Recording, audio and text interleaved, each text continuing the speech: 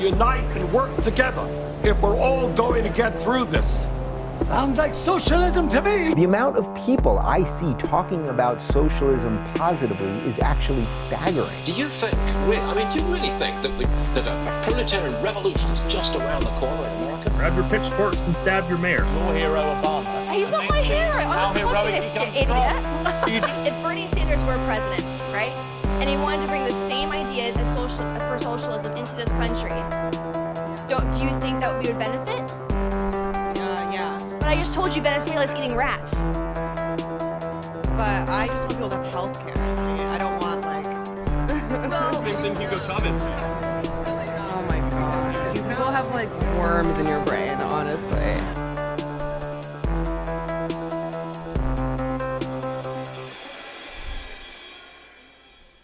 All right, welcome to this episode of the Sensible Socialist Podcast, a podcast for the rational left.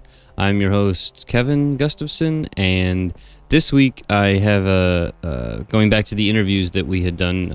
It's been a few weeks of me just kind of talking about what I think about a few things, but this week I have another interview. It's with my friend and former law school colleague, Nima Ghafari. Nima is, like I said, went to law school with me, has recently graduated, and is working at starting his own tech startup company.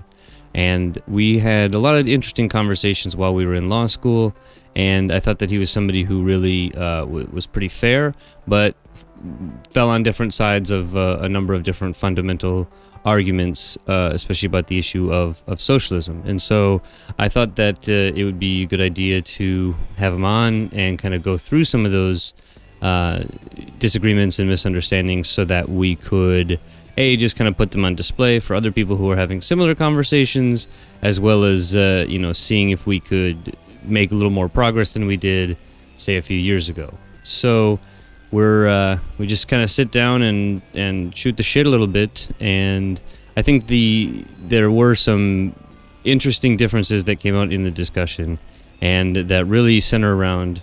We had talked a little bit before we started, and Nima's told me the story of his father kind of going from being a regular worker and then going up and moving into the kind of ownership position and the sort of life that it was able to give him, and I thought that was important.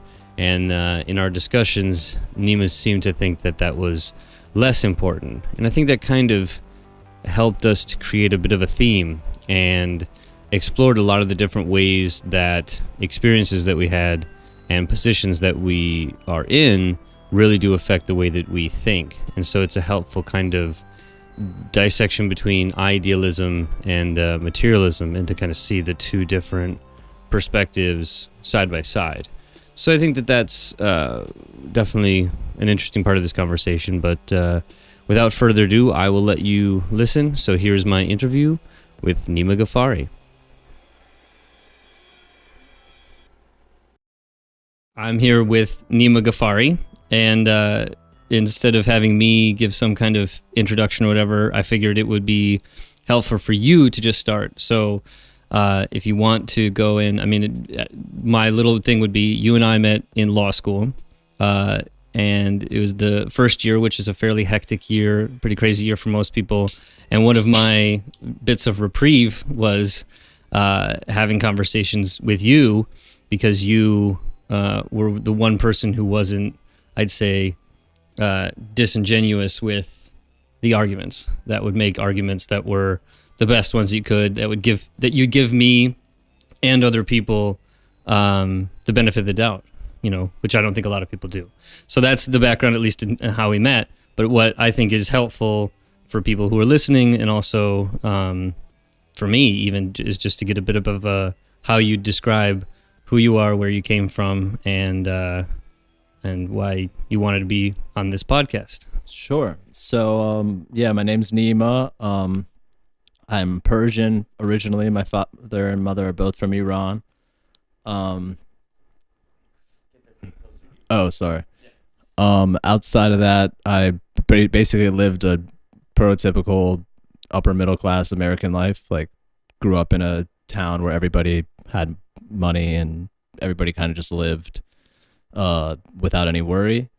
And I guess maybe having a family who I think at least my father grew up with very little, and like the prototypical like immigrant rags to riches story gave me kind of like an outlook that was a little bit less sheltered. But I think it's like what you were saying, just being intellectually curious and wanting to learn more about other things. I realized like, oh, this is clearly a bubble. There's clearly other things out there. And in law school, definitely meeting people who had views from one side of the aisle to the other definitely kind of propelled that forward. And are both of your parents from Iran? Yeah, both of my parents are from Iran. I was actually born in Scotland. I wasn't born in America. Okay. I moved to America when I was like 6 months old. You have your papers. You're a citizen. Yeah, I'm a citizen. Okay. Naturalized citizen. All right. So you didn't get it by birth, but no, not by birth. I can't be president. Oh, right. That's right. Yeah. Be president. Isn't that Ted Cruz's problem too? He was born in Canada. Ted Cruz can be president though. But he was born in Canada. Whatever. That's a distraction. Okay. Not sure. So, well, we had talked about this briefly, but I remember you telling me about the experience that your father did have. So there's an immigrant experience, but there's also a sort of immigrant rags to riches kind of experience. So sure. So my dad moved here.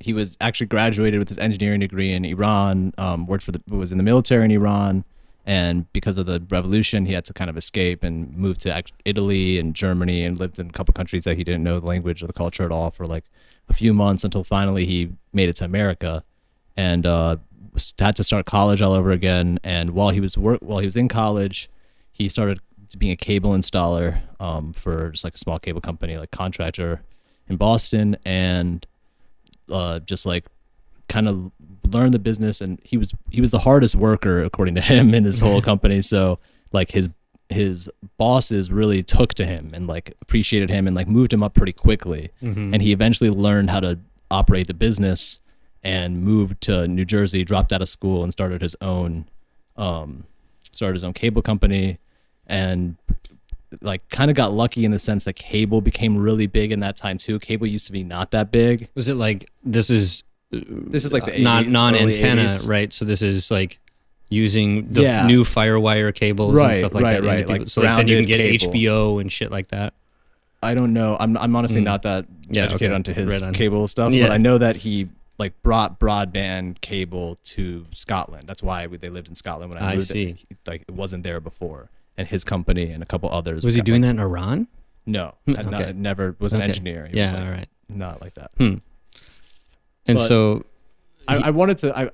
I thought it funny before we started this podcast that like we were talking about it, and you thought that like talking about that, like who my father is, like how I grew up, would like kind of give a good idea of to why I think the way that I do on certain issues. Yeah. And I really don't think that it does for me. I maybe I'm wrong. Like I have this whole like Sam Harris perspective on like identity politics is like the worst thing. Sure. And I don't think about it from my perspective. Like we can talk about any issue, and I think about it from like I try to think about it from like an aerial view perspective, like using analogies from like historical periods or whatever, not based on like what I think would be right for my team to win. But I think you would admit that it's not as if the experience you had growing up, where you grew up, who your parents are, and those kinds of things don't have an impact in terms of the way that you think and stuff like that. Definitely. I try not to at least have it consciously have an impact. So I'm sure it has an impact on everything that I think. Yeah. Right.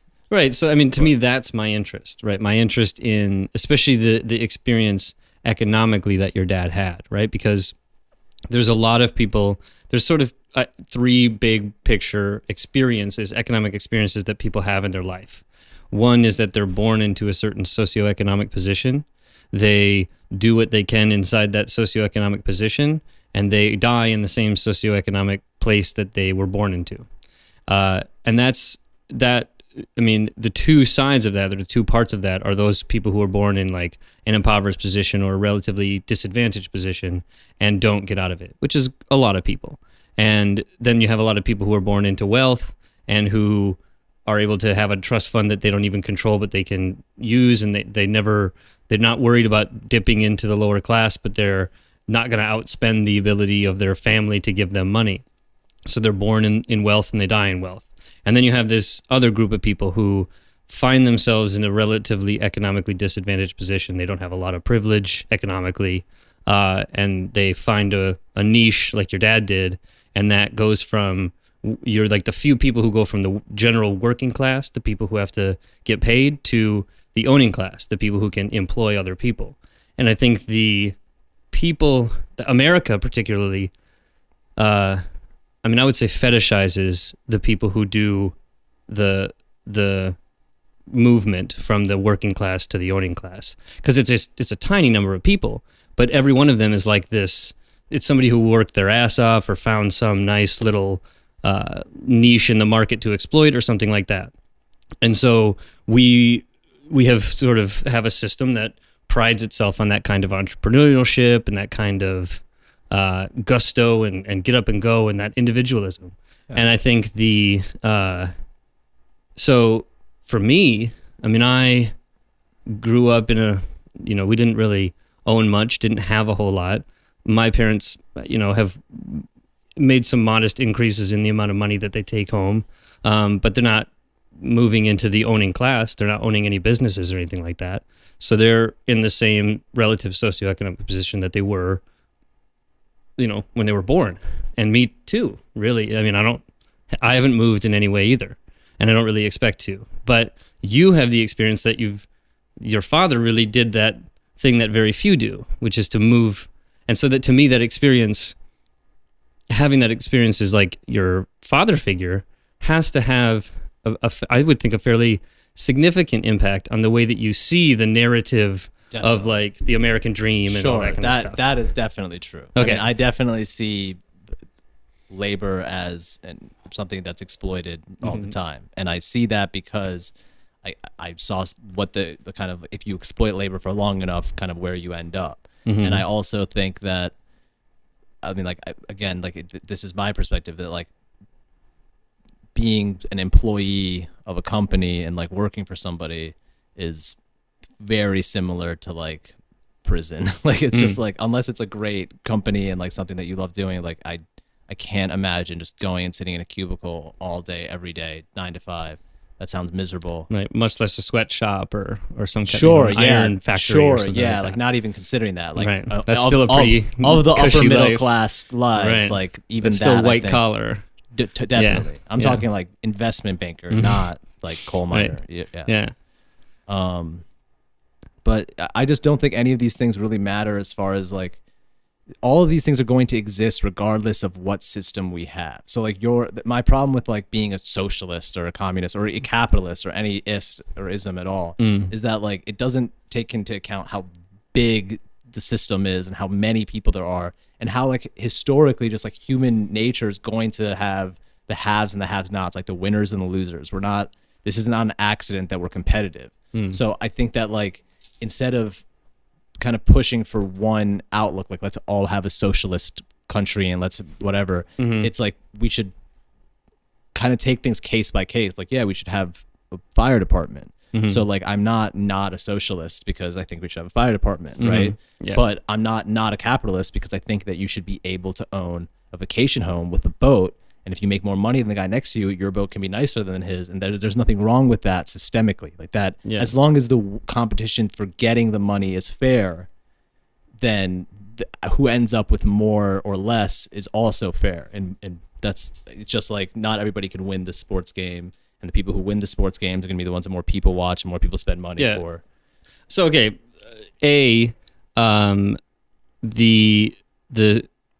I would just plant a flag at the point of saying that I definitely think your admission of the impact that your father's experience has had on the way that you see the big picture is some ways not evidenced by what you just said, but I think part of what of the background in terms of what you just said. Because so you said that, to me, like, and you tell me if I'm wrong, but like there's 3 main sort of themes that you kind of brought up: the inherent inequality of people, which is not something you're going to get rid of; an issue of human nature, which is going to be a problem; and the hitherto history of all existing societies being one of haves and have-nots.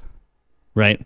I mean, those are kind of with those are three objections, I think, core objections that you would have to making claims about being some kind of socialist or communist. Sure, the first two for sure. I mean, the have and have-nots thing. I think that as we progress in history, like if we look back, like everyone who lives in America today is better off than like people who lived in Africa 200 years ago. But there are haves and have-nots. There are haves and have-nots, Okay. sure. But like relative to the period, we all have like clean air for now. Mhm. So like that's something that maybe in other places they don't have. So like it's haves and have-nots can be a natural thing. Like it doesn't just have to be because of human nature. It can be because of like if you live in a certain geography, you're going to have things that other people don't have. And people are going to want to live in geographies that have the best things, right? Like you're going to want to live on calm water, and there's only so many houses on the waterfront, so those are going to be more expensive than the other ones. Like there's no way we can share that with everyone. Whereas like maybe we can share like education or healthcare, like certain things that we can, like we do have the resources if we pool together to share it. It's way less complicated than like giving everybody a timeshare for like the nicest resort in Miami. You know, you can't really spread that around. Yeah. Only a select few people are going to have that. All right. So, I mean, that brings maybe a fourth point up of something like there is the issue of, say, like scarcity and some need to have an efficient way to distribute goods and services. Sure. Yeah. All right. So, if I think the place to start is I would be crazy, and anyone who would admit or who would suggest something like equality of people, like that everyone is generally the same. Now, if you mean it metaphorically, like we're all genetically 99.999 the same, you can make that claim, I guess. But if you want to say something like, look, everybody's basically the same, and so all of these like differences that are between people are all arbitrary. Some of them are accidents of birth. A lot of them are accidents of birth.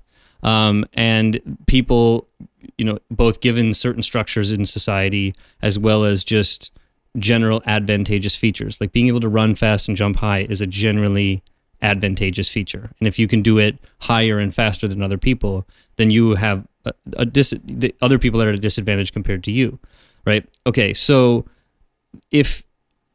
there's no argument against that any reasonable person has to accept the inequality of people.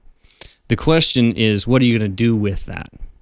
If you recognize that, look, not everybody have the same talents, capacities, abilities, interests, desire, and even motivation and things like that, that people are very different, then it brings up the question of what do you do with that difference? And to me, it seems like the thing that you want to do is to create a situation, kind of like you mentioned, that where everyone has a genuine opportunity to be able to figure out what it is that they really are good at, what it is they really are interested in, and the way that they can best participate in society, right? And so that, to me, is the best way to take advantage of the differences. But correct me if I'm wrong, but you believe that do you believe that we should abolish property? Yeah. I mean, I think depending on what you mean by, I think that we should abolish the ability for an individual to own a productive piece of land, say, or a business. So if you want to talk about property being a dividing line between what I would count as mine and what you would count as yours, no, I don't think you can. Well, I mean, even if that's the case, like if those are both the same thing, like if you're saying people can't own businesses, that's a different argument we can have. But even just for land, like, is everyone going to own the same amount?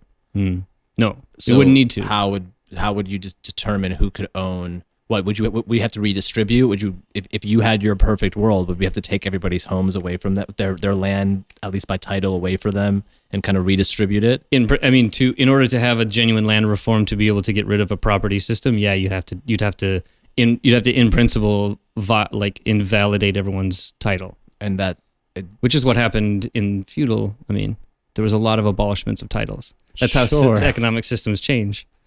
Yeah, but do you see how that would cause a lot more harm than good at this point in time? Not necessarily. I mean, if that act comes without violence, I don't see why it would be a problem. I mean, I think that you could have reasonable arguments as to why it would almost necessarily think people incur would be violence. violent. I don't doubt that people would be violent in the protection of what they believe is fundamentally and justifiably theirs. Sure. That's not I wouldn't try to make any of that any worse, and I would try to minimize that as much as possible. But if one is willing to use violence to defend property that they no longer legally hold title to, but can you tell me why people have the ability to take that title away? Sure, but why should people be able to take that title away? In order to redistribute it. How is that fair? Gain. But why should we redistribute property? That's something that the onus is on you to explain to others why we should do that. Because right now everyone is the system is the way it is. Yeah. So if we're going to completely revamp it, we have to come up with really good reasons why and what would be better if we did. In general, it's because it's in the social interest. Because eliminating deed-based and title-based abilities to alienate others from your land and do with it what you will, and all those kinds of like legally based principles in terms of property ownership, though that has to be eliminated in order for the kind of progress that we would need to establish something like a more cooperative economic system. It's this division in property it's like the division of states. It ultimately is producing unnecessary and ultimately destructive competition. There's creativity that happens in that, but there's a lot of destruction. So you have your main theme is that we should go from a competitive society to a cooperative society. If you were to in a very rough generalization, sure. I'm not saying that society would be devoid of competition, because I don't think that you would want that or would have that. But it would not be one whose starting point was competition. One whose system that said that competition in its right place is good, but competition run amok is bad. And I don't think that that's the system we live in now. I think the system we live in now has as its general premise, competition is always good. But okay, I guess I just would need to hear more reasons from you. Like, why is it? I'm interested in that. The reason why I wanted to come onto this podcast was to kind of, is a socialist and a communist the same thing? No. Okay, so because before I thought you told me that you were a communist. Yeah, I would say that, yeah, I mean, my position is a Marxist position, which means that I think that socialism would be the period of transition in which workers would take the control of the government by such that they would be able to enact those laws, the laws that would be able to remove people's title, and thereby giving title or giving ownership ability to cooperatives, both either farms if they're farmland or businesses if they're businesses. And then at that point, they have eliminated the division between the two classes, between who owns and who works, because the people who own a business would be the one who work there, and therefore the need for the state as it sort of exists now as the enforcer of the laws by violence would become less and less necessary, because you'd have more genuinely cooperative and democratic ways of decision making, such that you wouldn't need violence to continually enforce it, because our system's basically enforced by violence. Our system currently is enforced by violence. Right. Yeah, definitely. I mean, that's what the police are. They're the constant threat of violence, so that you make sure that you obey the laws. That's why everyone gets freaked out when they're driving and the cop comes behind them, because everybody knows deep down that motherfucker's got a gun, and if he uses it, it's cool. He's got the right to kill you. Sure. And that's everybody knows it. So that's why people obey the rules. They don't obey the rules because they feel like they had some genuine ability to participate in the making of those rules. They just know that the consequences are really harsh for violating them. So they're like, cool, I'll just keep my head low. Okay. So that's fair. So like, I mean, the end system that you'd say by the diminishing of the state and this cooperative kind of society would be what I would call communism.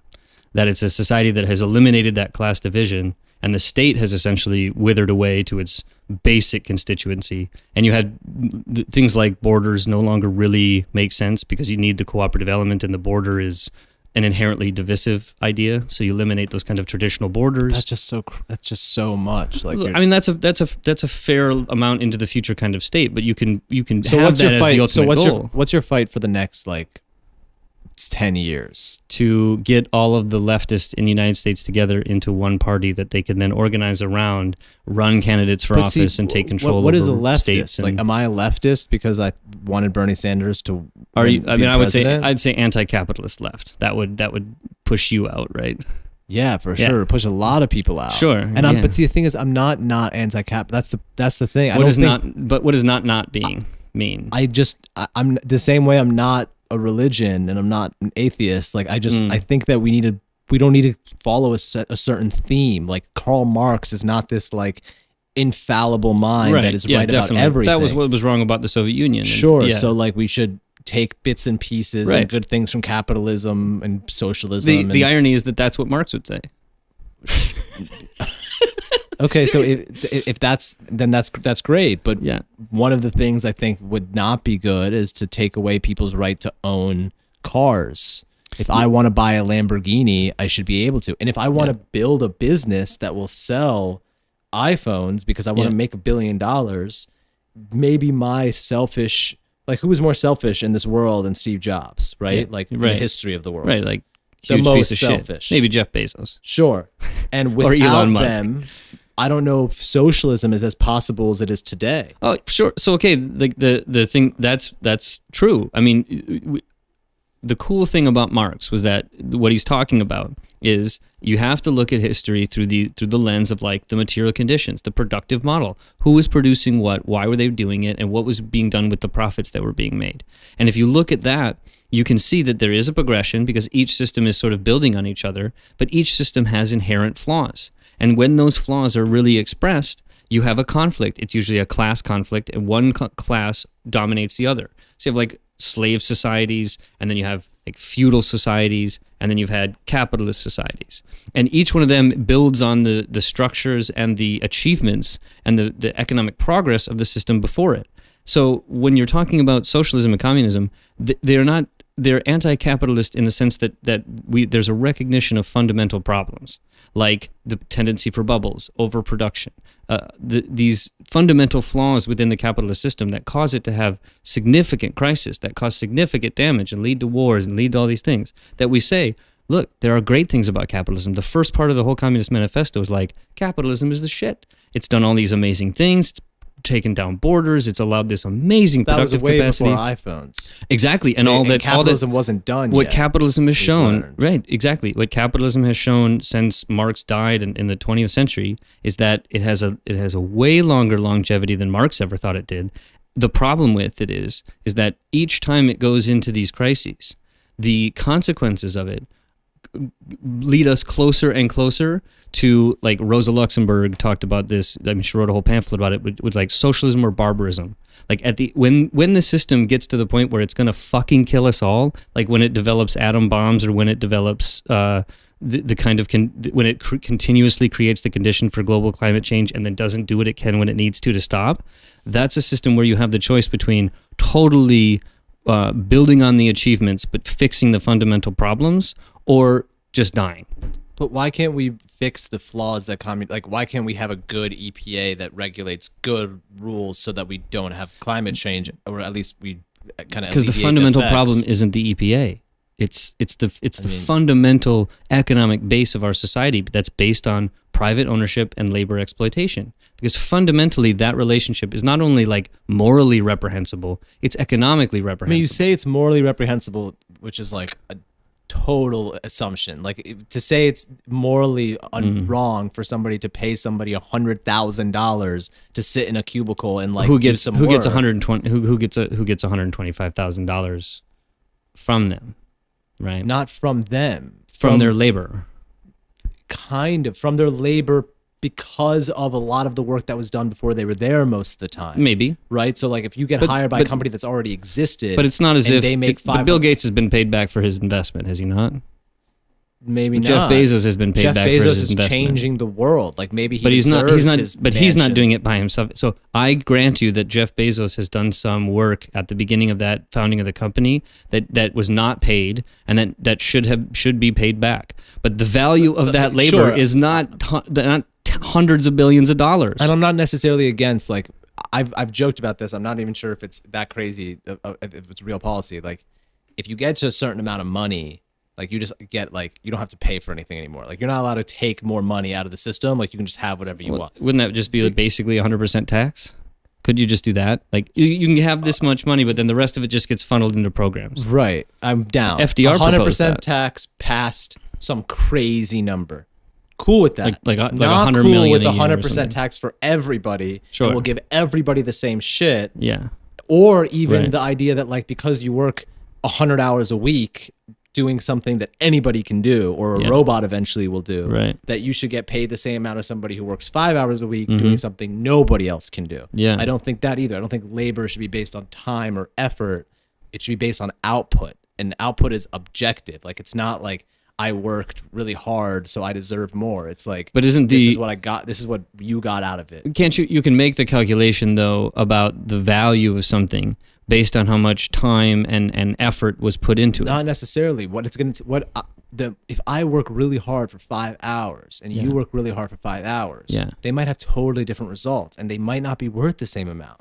But you could in principle, split the difference, find the mean, and have something like a generally socially necessary labor time. But that would suck. Like, if just as a way of measurement, that's all I'm saying. So some people will be more productive and some people will be less productive, but we have at least a measurement. But we do have that measurement now. It's what, called money? Yeah. But money is a manipulated object, and it's just a means of exchange. It's not a way to value something. And if you want to change these things, that's fine. Okay. Money has inherent flaws, especially the monetary system that we have. Sure. And there are plenty of ways that we can change the system with it. Hate the monetary system. Hate banking. Yeah. And I hate a lot of systems. The majority of systems that exist in capitalist America. But I don't think that Which are the ones you like? I don't know. It's a much shorter list. But at the same time, I don't think that the way to fix it is by hitting the board over and like starting anew. I think that things work mostly okay, and that they have gotten better over time. Yeah, but you're operating on the misconception that a socialist is arguing that we blow the whole system up. You're saying we should abolish property. You're saying it like it's just calmly. Yeah, we're not. I'm not going to burn all of the property. No, I'm simply like I'm not destroying the property's value. I'm transferring who can claim the right to use to. That's not fair. I don't want people using my pool if I bought a dope ass pool. Like, I don't want someone else using it. Like, I worked really hard, or I didn't. Like, or my dad worked really hard. Even that, like, if I work really hard and make a ton of money, and I want to give that money to my kid, I think that that's fair. We have to in that. So there's a big difference between you, like, say, being a working stiff and buying a pool, right, and saying like, I worked hard for this pool, so I'm gonna like put a fence up so I can control who comes in and out, right? Sure. That you can. I think that you can make a perfectly justifiable argument by, if a person has paid for a pool that they have in their backyard that is intended to be used as a private pool for their own private use, that they could make a legitimate argument as to why that should be respected, even in a totally communist system. I think that would be no. Yeah. Just because you don't have title doesn't mean that you don't have rights. All right. Well, what if you want a yacht with a pool on it, and what if you also want an island that you bought for $80 million? Like, there's a certain point where you're going to be like, nah. Because you're getting to a point where we're saying like, you're not generating a system that's going to allow individuals to own their own fucking island. To draw that line is going to be hard. Like, what is an island? Like, if somebody has $8 million houses in 8 different cities in America, maybe he likes all the cities in America and he worked really hard to buy all of them. The same working stiff that has the same argument, just with a little bit higher of a like the end result. Like, it's fair in my opinion. If it was fair for some people, it definitely was. There's no question that LeBron James earns every dollar that he has. No question. And like the idea that he should be like, he should have less than what he has, because other people have less. When he gets paid to play basketball, then he's earning it. The sponsorships. Why? Then how much money does Nike make from his sponsorship? Yeah, but that's I find that more problematic than him being paid for his labor. But that's beside the point. Whatever. It's not. All of this is part of the point. It's like it's the idea that people can value things. If somebody's willing to pay him it, and he's not coercing anybody, he hasn't done anything wrong. Nobody who's dealing with him has done anything wrong. Then like he's perfectly capable. But I think it's a fundamental like problem to assume that there is that we're talking about a coercive free system. We're not. Even LeBron James is not subject to some kind of coercion. What? I don't know the particulars of LeBron James' feeling of I know that there have been significant labor issues in the NBA that LeBron James has made comments about that Yeah, he should have gotten more, is what he was well, saying. Like, I don't think he was saying I make too much money. Like every That's other, where I'm going but with. like every other worker in the United States should do. They should all stand up and go, "God damn it, we deserve more money because the rich are making a fucking ton." And I'm also for that. Like the idea, like these are not the same thing as abolishing So property. your big issue is the idea of property. That's one of them. I think we can get into a couple more if you want. But like all right. my big issue is not. I think that you agree It's like the with coercion most of removing property rights. I think that there's this like with a lot of leftists, since you called yourself that, is this like, first of all, I think that identity plays too much of a role. You're like, for me, as like somebody who grew up So with do I. nothing, it's like that's not really like fair. So do because- I, but I'm white, so I.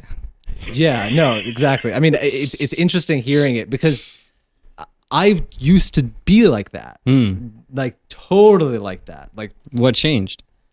I don't know. I think that I just, I like you said, I'm not disingenuous with my arguments. Yeah. I will change my view on things if I'm presented with data or Or evidence. coercive arguments. Coercive arguments. Not coercive, usually convincing don't- arguments. Convincing arguments, sure. Or which are coercive. I guess. But like if you convince me of something, I'm gonna just change my view on it. And I was convinced that like while I still think that white privilege, for example, is definitely a thing, I think my view on what it meant and what it was at least the results of that view, like what the effect was that if you were white and you said something about economics, I didn't want to hear it. And that's not fair at all. Yeah. That takes away like 80% of the country. And their it's views on economics. it's Stupid. It's prejudicial. And exactly. Yeah.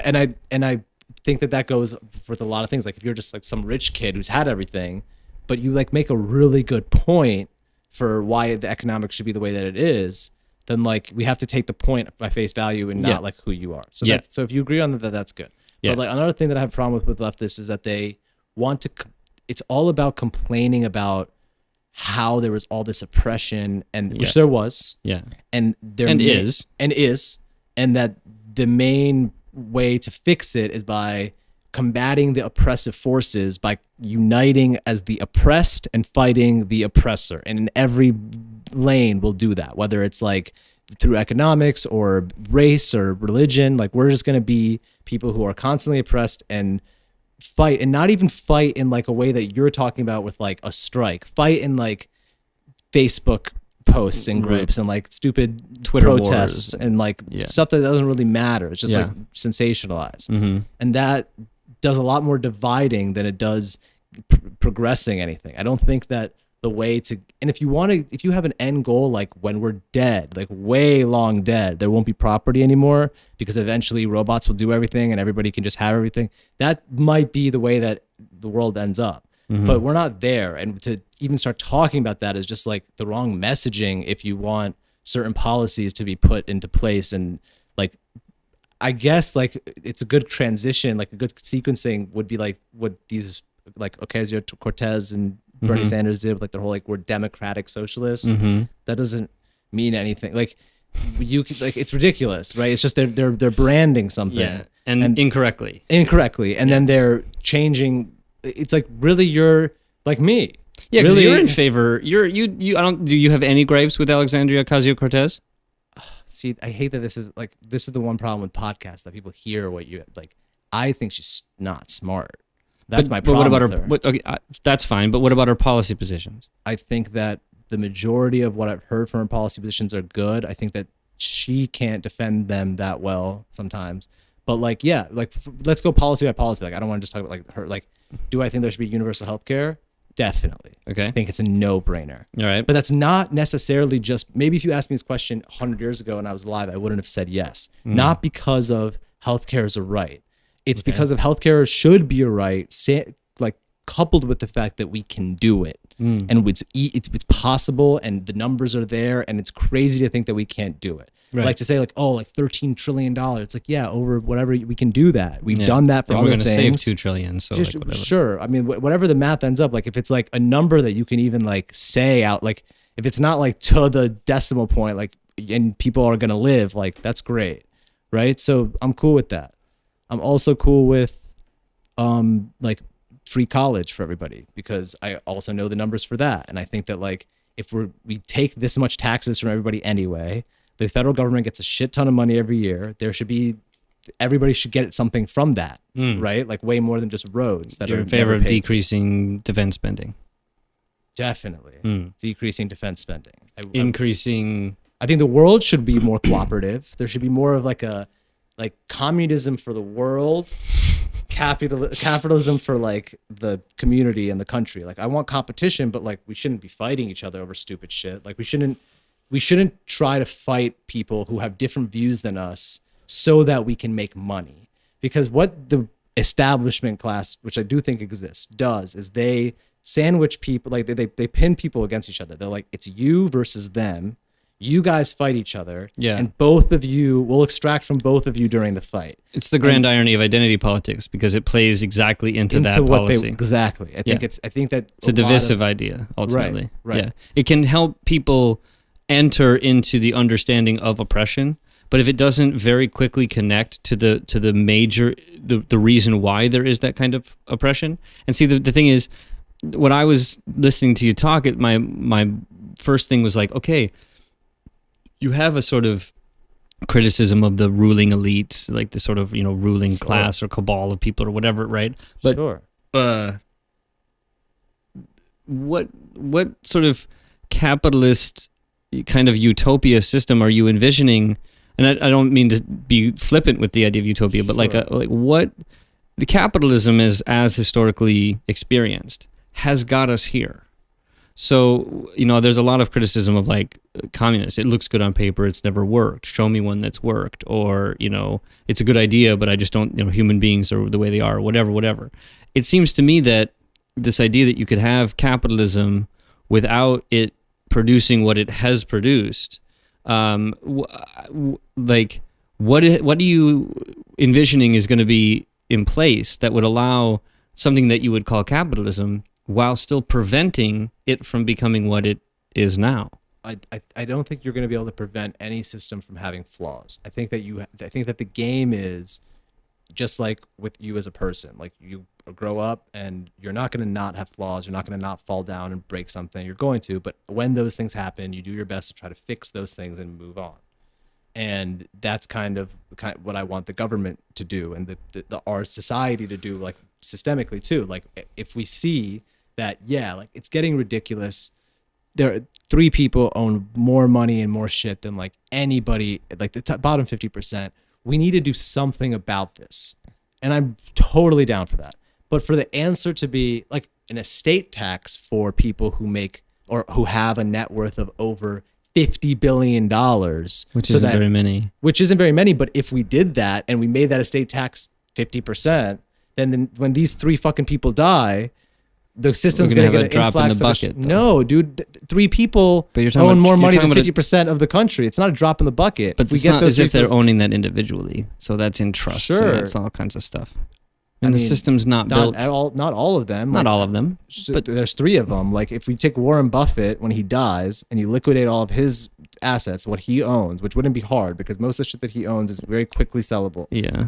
Then you'll have an influx of money, of a shit ton of money. And I think that that's fair. I think that redistributing certain assets and certain wealth is fair, just like because it's like you're ahead of the curve. It's like when the kid gets 100% on the test and then like everybody gets like a 60 and you take the 100 out to make the curve, that's reasonable, right? But like to say like, okay, then the score doesn't count and all of you start over and we're going to do a whole different subject and you all get 20 points at the end. That's what socialism and communism sounds like to me. It's like we just work so hard to do all these things, and now because 1 or 2 people are way ahead of the pack, we're gonna slow down everybody and also change everything that we're doing. Like, I think the socialist perspective on that is that people are slowed down and some people are so far ahead, not because there isn't some natural division, but that these natural divisions are not the justification for the divisions in society. That most of them are arbitrary. But is that true? When I mean, most people who are wealthy are not wealthy by their own effort. But even you are not wealthy because of like you could be wealthy. You could quickly be wealthy. Maybe. Definitely. If you wanted to like work really hard for a couple of years at some fucking courthouse, knowing you would memorize every fucking case that those people did, and you would become like the best court clerk for that judge and eventually get some big law job. And if you wanted to work hard, you can make a shit ton of money. And I'm not saying you're not working hard. If you wanted to work hard for the ways that can make you certain money, then you could easily make a lot of money. And that that's true. You have a law degree from a good university in America. Like you have a lot of earning power. You are like, in some economists would call you wealthy, would say that you have like because of potential earning possibility. I mean, earning power. It's not just potential earning possibility. Like you have the ability to earn more than somebody who is less privileged than you. If you have to be able to understand that if you're going to have any of the views that you do. Yeah. So like, and some of that is from natural, you're smarter than most people you know. And some of that is from like wherever you grew up, whoever you grew up with. I'm sure education was at least somewhat valued, because in some people grow up in families where education doesn't mean shit. Nobody talks about schools and they don't end up going to law school. So like you didn't grow up in as low of an environment as you could have. Yeah. So like, and this is a problem that a lot of socialists like Bernie Sanders have, like and leftists have in general, like people like, this is totally off topic, but I'm going to bring it in, like people who are against guns and like want gun control, no guns anywhere. I don't know what your view is on this, but like, they're like, we don't want guns anywhere. Some people I've seen like black inner city people come out and be like, no, like we need our guns. We're scared for our lives all the time. Like cops shoot us, other people shoot us. Like we don't live the same life as you fucking privileged kids in the city who are afraid of one school shooting every 3 years. Yeah. Like, and that's a thing that they like, that's depending on your identity, that might sound reasonable. And if you look at it from an aerial view, it might not seem that as reasonable. So like, I think that looking at it in the latter perspective is much more beneficial to a society that's going to work for everybody in the long run. Because a lot of the inequalities that exist per group have gotten better and will continue to get better over time, just naturally. I mean, naturally, like over 1,000 years, there's going to be a lot, way less like purebred black people and purebred white people. You know, people are going to be way more mixed over like as time goes on and on and on and on. Certain inequalities will naturally get just like washed away. The economic ones, I don't think will ever get washed away. And I don't necessarily think should. I think that inequity should be washed away in some senses. Like shit should be fair as possible. What do you mean by and we fair? should try to make them more and more fair as we can. What do you mean by time. that though? By fair? Like you shouldn't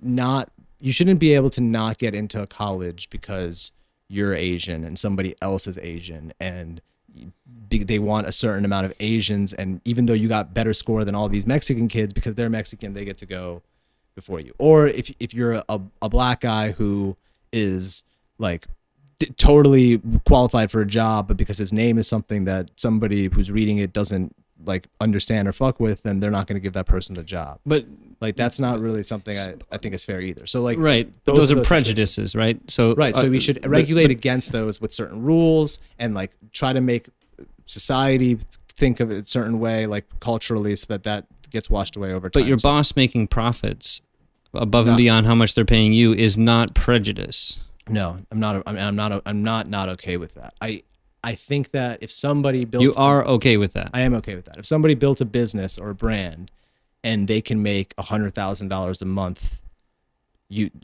using their brand, just selling products, and they bring you on to sell their products, and you make that $100,000 a month into $150,000 a month, you don't just deserve that $50,000 extra just because like you created it. You were responsible for it. You may have been. So people don't deserve what they're responsible for creating. Except for the people who own the business. If you say it in a sense like that, like without the nuances involved, then yes, I agree. I would say agree with that sentence. Okay, all right. Like the nuances, because to me, I'm not sure what those nuances are. So I think that this is an interesting point. The nuances are that 100,000. It's a lot harder to get from 0 to 100,000 and from 100,000 to 50,000. The process and the system was already there. It was built over who knows how long. But efforts that weren't created by you. Okay. You were given an opportunity. I want to put this idea to bed and see if there's a way to, because I think it's just like a miscategorization of what I really think about this. And I think what the sort of rational way to think about it is, right? When you're talking about at what point we get to a point where a person who owns a business is exploiting other people, when they're actually like they're taking more of the value than they're paying the person, even though the person is doing the one doing the work, is when there is I can see every justifiable reason to, while a person has done a lot of unpaid labor, to rev up a business such that they're going to start hiring people who would be paid wages, that the negotiation of that wage includes an understanding that you're going to be generating more than I'm paying you because I've got to recoup some of these costs. Of course. Right? I get that. That's fair. That's fine. No, not just recoup the costs. I need to make, there's no incentive for me to hire you if you're just going to get everything except for the costs out of you being my Unless employee. you work at the place. I need a profit. But couldn't you work at the place? What do you mean? I mean, what I'm talking about is the idea that I have done this rev up work to the point where I'm now at the point of I'm going to hire other people, right? Now, a lot of people, the way that you're going to do this is that you're going to work in tandem with your employees. A small business who's, the owner of the business is working with the employees. But that's only middle class. The success is to get to the bourgeois, to get to the real owners. The real owners are the people who don't have to work. You don't work for money. The real success in this system is when you stop working, because work is for suckers. These middle class people, they're owning and having all the struggles of ownership, and they're working. They're only they've got their eye a little bit on the ball, but these workers, they don't have shit, and they don't really know. So the success is to not work anymore. And so when you are working at a place and you have the ownership interest and you're recouping the loss that you incurred at the beginning, because when you're at the point of being able to hire people, you're at such a in the red because you've spent so much time and money that nobody's paid you.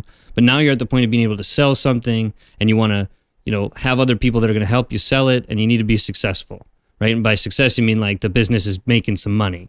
So if you're in the negotiation of that, of the relationship that you have with those employees, say, look guys, I've been doing a shit ton of work and no one's been paying me. We're going to start making money, but I got to recoup some of these losses.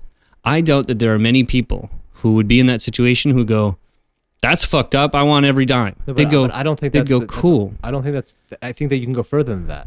But I don't think if you're you have not to say to working them, and you're "I making did money, this." if you're making money and you don't work, the justification for the money that you make is that you have the power to extract it from other people. That is unfairness.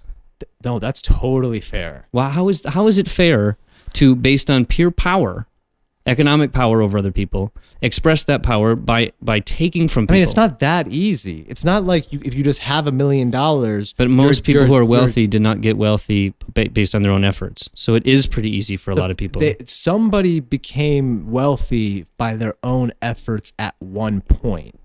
For anybody who has any wealth. But that doesn't justify everyone who hasn't. So, and that's fair if Okay. you're talking about like, let's make an estate tax. And even that I would say is like at a crazy point, not like just because you don't work and you make money. If you don't work and you make $100,000 a year because you're making $100,000 in profit off the 5 employees that you have at your dry cleaner or your car wash, that's not upper class owning class just because you don't work for money. Like, you do work for money. Just because you're not doing labor doesn't mean you're not working. You did something. You Work may does have not, worked. Work does not past tense. mean no. That's work. That's not what work means. Work. I don't value work at all. Like if you're generating revenue, that's working. Like if you sit on your ass all day, but you have a website that sells T-shirts and it's all automated, and you. Like literally, there's nobody doing any labor. Okay, literally think about it like that. There's no. Somebody human built the being. website. Somebody's running the servers. There's nothing that a human being isn't touching. You paid somebody to build a website, okay, Mhm. and that website, all it does is sell T-shirts. Mhm. Or you didn't even do that. You went on some fucking platform like Etsy or eBay, Etsy, and you put a picture of something that you 3D print and you sell it. And people do this. You spent at least a little time making your little Sure. thing, your store. Sure. Okay. But after you make your store, like it's just constantly prints out your shit over and over again. Mhm. You just because you're not doing anything and that thing is selling doesn't mean you're not working. You are working. You're making money by you're working. You're not inputting any labor though. So You're not putting making a difference labor. between those two ideas. I just There's don't a difference think between inputting, work. No, and the maybe you're difference right. in- Maybe work means inputting labor, but I Okay. don't value work at all. That work, you can work your ass off and generate zero value. It's possible. What do you mean? People do Okay. it all the time. Well, Like, it's not that they're generating value. It just may not be something like value that can be translated into revenue in a market. No, like if somebody's a writer and you write for 10 hours and everything that you write is garbage and nobody's ever going to read it and it's not going to work and they tell you to throw it away, that work didn't generate anything. You don't deserve to get, I mean, depending on your job, some people will get paid nothing for that. Like if you're a real estate agent, you get paid 100% commission and you show 50 different families' houses for 50 different hours. You've worked a full week and you've sold no houses. You make $0. You're saying you've done nothing of value. You have literally done nothing of it. You've probably wasted people's time. Like it's possible to spend time and put in effort and fuck shit up. Be worse. No way, like that's the social. That's actually this is the great thing. The socialist thing is that like if people like it's this idea that like if people try. First of all, the idea that people will try, but then moreover, that if people try, that what they do is beneficial and should be valued and rewarded equally to however much other people try. And if some people aren't trying and they're getting money anyway, or they're getting privileges anyway, that's fucked up. And it's like, that's not true. Some people don't have to try and they can be more successful than some people who try really, really hard and can't do anything. And that's part of nature, and that's okay. That's necessary for competition to exist and be fair. That's part of fairness too. Fairness works both ways. I can agree with that. The thing that I think is problematic about this, right, is that what we want when we talked about the difference between people and the fact that people have different interest capacities and talents and abilities and desires and all that kind of stuff, is that you got to create a system that allows people a genuine ability to enter in and find what that is. Right? We have a great system for that. We don't have that because Why? I'm going to tell you, the consequences of failure are disastrous. They are not. It isn't as if you can fail and go, I fucked that up, but you know what? If I break my fucking arm, I could still go to the doctor. And or like, you know what? My house isn't going to get fucking foreclosed on now because I can't pay the bills. Right? Again, just like the police, the fundamental and underlying threat that everybody knows of death by poverty is what keeps a lot of people at their shitty jobs. This is great. We don't have a system. We don't have a system now because of the ability for labor to be exploited, for capital to be accumulated, and for that capital to be translated into power. We are not going to be able to create a system that is going to give people the genuine ability to participate without the threat of violent police legal enforcement or death by poverty. You have to create a system that isn't based on that, that's based on some kind of genuine participatory model. And the way that wraps into everything else is that the fundamental reason that people can exploit other people, accumulate capital, and translate that capital into power is because they have the fundamental right to say, I have title, fuck you, come take it from me. So if you're talking about the way that these all circle together, if you're not going to eliminate people's ability to say, I have title, fuck you, come get me, you're never going to be able to rid people of their ability to translate wealth into power and to do that based on exploitation. And I don't think you should be able to rid people's ability to do that. I think that the only way to get power is through wealth, or like one of the only ways, or like through this something of value. You can get enough people together. Sure, and that would work. Like, you don't. It doesn't just have to be wealth. You're right. There are multiple ways to get power, but one of the ways is wealth, and I think that's fair. And that the way to get wealth, unless the way you get wealth is fundamentally unfair. But I don't think being born with it is fundamentally unfair necessarily. Not if the people who got it originally got it fairly. But again, I can make the claim that all wealth is generated by the exploitation of labor, which I argue is unfair. So you have to. So then you have to go back to that. On you. No, to show me that it's not. That it's not. I'm saying it's unfair. But if we'll go to the exploitation of labor part, okay, the exploitation of labor is not unfair because most of the time, again, this is a reality thing. The people in labor, the people doing the work, the workers, would not have been able to build or create this work for themselves. You have no justification. If they were, or if they are, then they can. But Nima, you don't, and they will. No, I do have the ability. Assuming this system allows everyone's ability to participate and enter into it equally, you'd be right. We don't live in that system. So people can enter into this system. I don't know who it was. I can't remember who it was, but some guy said, I fail to like one thing that keeps me up at night is to think of how many Einsteins died in coal mines.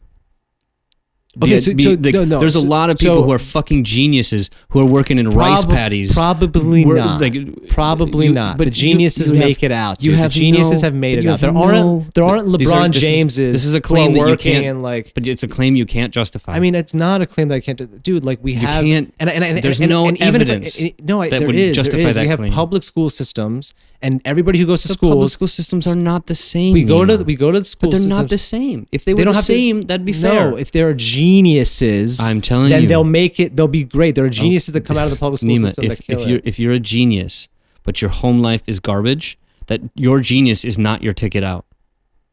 It's been the ticket out for a lot of people. But you can't use anecdotes to justify a position among statistics. You're using nothing. You're just saying that there are. I'm saying statistically speaking, right? If you could find me the mechanism by which the cream always rises to the top, right, in this current system, I'd believe you. The problem is that I think the evidence is overwhelming that the cream rises to the top when it's able, but there's a lot of cream that has no ability to rise to the crop because there's those people who have basically no ability. Okay, so we're talking. Let's talk about the world, and that's fair. I think this is a worldwide system. We're not talking just the United States. We're not talking about the beneficiary of the worldwide consequences of this whole system. So if we're talking about the system, I agree with you that there shouldn't be super total poverty. Like I think we can fix. There should be a floor. Like even if there is scarcity when it comes to food. I agree with you. So nobody should be dying of hunger. Sure. So every hunger death is a death on capitalism, is it not? Fair. All right. Then capitalism has killed way more people than capitalism ever has. Not a death on capitalism necessarily. It's just that those deaths could have happened anyway. Only if you can blame a famine death on Mao, you should be able to blame a famine death on capitalism. Sure. I'm just being flippant. No, but that's fair. Yeah. That's how I would see it. And if you can't, that's not even important. But I kind of lost where we were at, to be honest. You're saying that there shouldn't be like obscene poverty. Okay. Yeah. But why is there? What I said from the jump, like, and I've stood by this, is that there are certain flaws that we have in our system, and I'm down to alleviate those flaws. I don't think there shouldn't be income inequality, but I do think there should be an income floor. I do think a UBI. Not maybe a UBI, whatever the system is for it. People should have shelter. People should have healthcare. People should have education. Well, why don't they now? I mean, we live in capitalism, right? Like, if capitalism could do it, why hasn't it? But they might. And there are a lot of capitalist countries that do have these things. There are.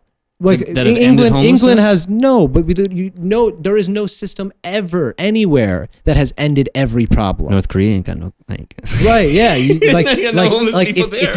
it's crazy that it's unfair to point to because I don't do it. You haven't heard me do it once. Yeah. It's unfair to tell a leftist and point to the examples of communism or socialism that have failed. Yeah. But they're so quick to talk about the 10% less poverty in America, the one capitalist example. It's like you point to these little problems that exist, and like in the grand scheme of things, these are little problems. But America is the most unequal place in the world. That's not a little problem. There were there were millions of people killed in socialist and communist countries. If you want to bring in examples, it's not the worst. It's actually like way better than any socialist or communist example. Venezuela looks way worse than America does. Right. It just does. And you can get into nuanced arguments about how that's not socialism. And you can get into nuanced arguments about how America isn't my version of the perfect capitalism, which is my point. Yeah. Okay. What is your vision? It would be like I said, like all of these things could be changed, like economic inequality. A social welfare state is what you're talking about. One that has protections on people, a floor that you can't go under, but you still can't go under it either. Like some people fuck their own shit up. Like if you fuck up and you have to go to prison, and then after prison, like nobody wants to hire you. Like I don't know morally like what we should do with like the sociopaths or something. Yeah, like I don't know. Sure, that's hard. I'm not sure, but for the 89-90% of the people, regular people, I think that there should be somewhat of a floor, especially when you're a kid. Like healthcare forever. Stupid. That's even a question. Mm-hmm. Like not massages for your like tendinitis, but like cancer treatment. Yeah, obviously, tonsils, like and appendixes and stuff. Sure, but like. what else is obvious? Like schools. And like, no, you're not going to get the same teachers. Like this idea that like you're going to get the same teachers in like the inner city public school is like a rich ass private school. No, the rich ass private school kids are going to have better teachers than you. It's most of the time. There might be some Is that justified? I mean, it may be the way that it is, but it's not justified, is it? It's not about it being justified. It is fair, in my opinion. Shouldn't the system be justifiable, though? It is. Then yeah, it is justifiable. Like because it's the way it is. No, not because it's the way it is. So what's the even if it justification? wasn't the way that it was, I could make it just. I could. Be What like, is this it? is why we should draw it this way. Because if you work really hard and you make a lot of money and you have a kid, and you want to be able to give that kid more resources than other people have, because you have more resources than other people have, and you want to give these to your kid. So you want to you should exacerbate be the able inequality. to do that. So individuals should be able to exacerbate the inequality. I never said I had a problem with inequality. There should be a floor and maybe a really, really, really, really crazy high ceiling. There's a difference between natural and unnatural, like inequality. So there's natural inequality, and then there's unnatural inequality. What you're talking about is perpetuating and even increasing the unnatural and artificial inequalities that exist. So it's that you like the fact that your dad made a lot of money, and I don't mean you personally. The proverbial used father or mother made a lot of money, and like you were able to go to a better school is not because you're naturally more gifted. It's because you had parents who had an unnatural advantage economically at birth. None of your own doing. So you're now conferred advantages. Well, you didn't do anything. But natural is always you didn't do anything. Like if you got born taller or able to, but it wasn't right. I'm not saying that you earned. And you got that from the genes from your parents. I'm not saying that naturally. Like, I'm not saying that. Yeah, your parents. Natural inequality isn't earned. I'm just saying that it's natural. It's something that you. Who cares about that? You can't. Here's the point. You can't prevent. Prevent isn't the right word. You can't really minimize natural inequality between people. Some people are going to be smarter. Some people are going to be faster. Some people are going to be stronger. Some are going to have bigger boobs. Some are going to have, larger feet. Whatever. Right? Sure. There's going to be these natural differences. You can't. Those are going to confer the advantages no matter what. You can't do anything about them. You're not responsible for them. You shouldn't really take credit in a way that makes you responsible. If you do something with them. But the money thing you should. But the money thing is something that you can say. So you should your not kid, be able to use an artificial advantage to give your child an artificial advantage they don't have. I'm sorry. It's not about people not having advantages over others. It's about people not being too severely disadvantaged. No, it's about everyone having the same opportunity. No. You don't give everybody the same car in a NASCAR race. You give them all the same specifications. You say you have to have a certain engine, certain car this size, but then all those people can go get the people they want to make the best car they can. Right. We should have everybody gets to go to school. The schools have to be safe and clean and have new textbooks and teachers that pass certain tests and are at a certain minimum level.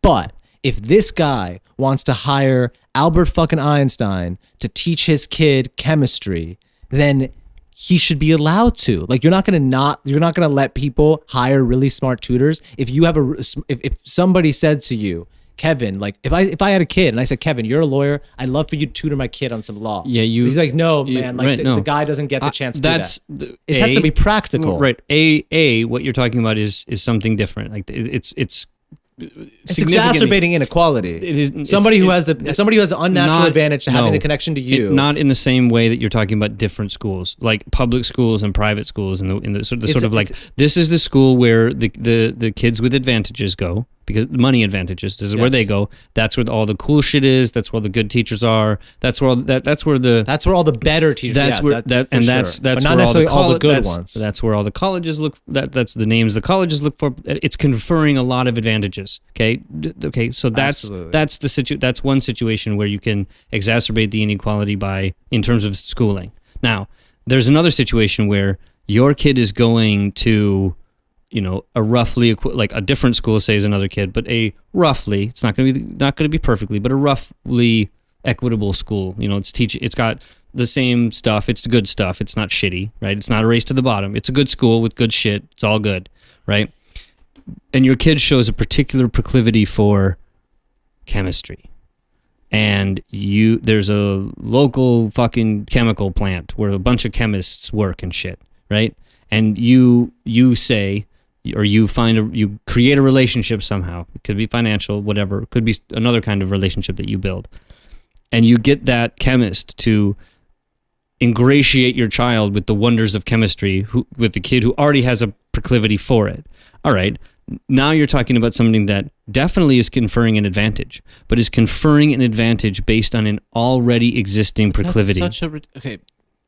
That's way different. Hiring a tutor to help your kid get better at a subject. This topic on this, we can talk about something else. This is a theme that can extend to like every part of socializing or communizing the world or the country. Okay. There are only a certain, let's take a specific set, like let's take math. Mm-hmm. There are a certain set of minds who can teach math at the level that like they can. Like the top 0.001% of math minds are the only ones that can teach it at that level. Yeah. If we wanted everyone to have the same ability in the beginning of learning math, we wouldn't allow anybody to be taught by these incredible minds because they couldn't spread their teaching to that many people.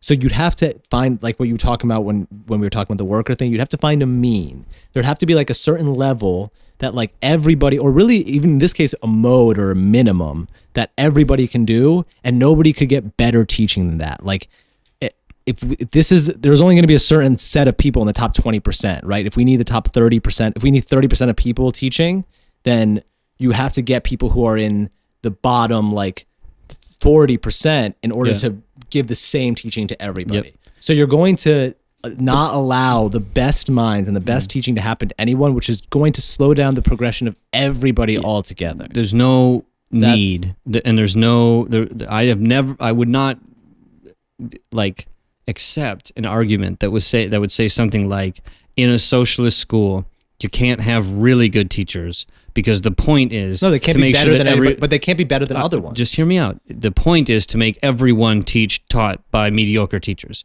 because that way we're ensuring equality.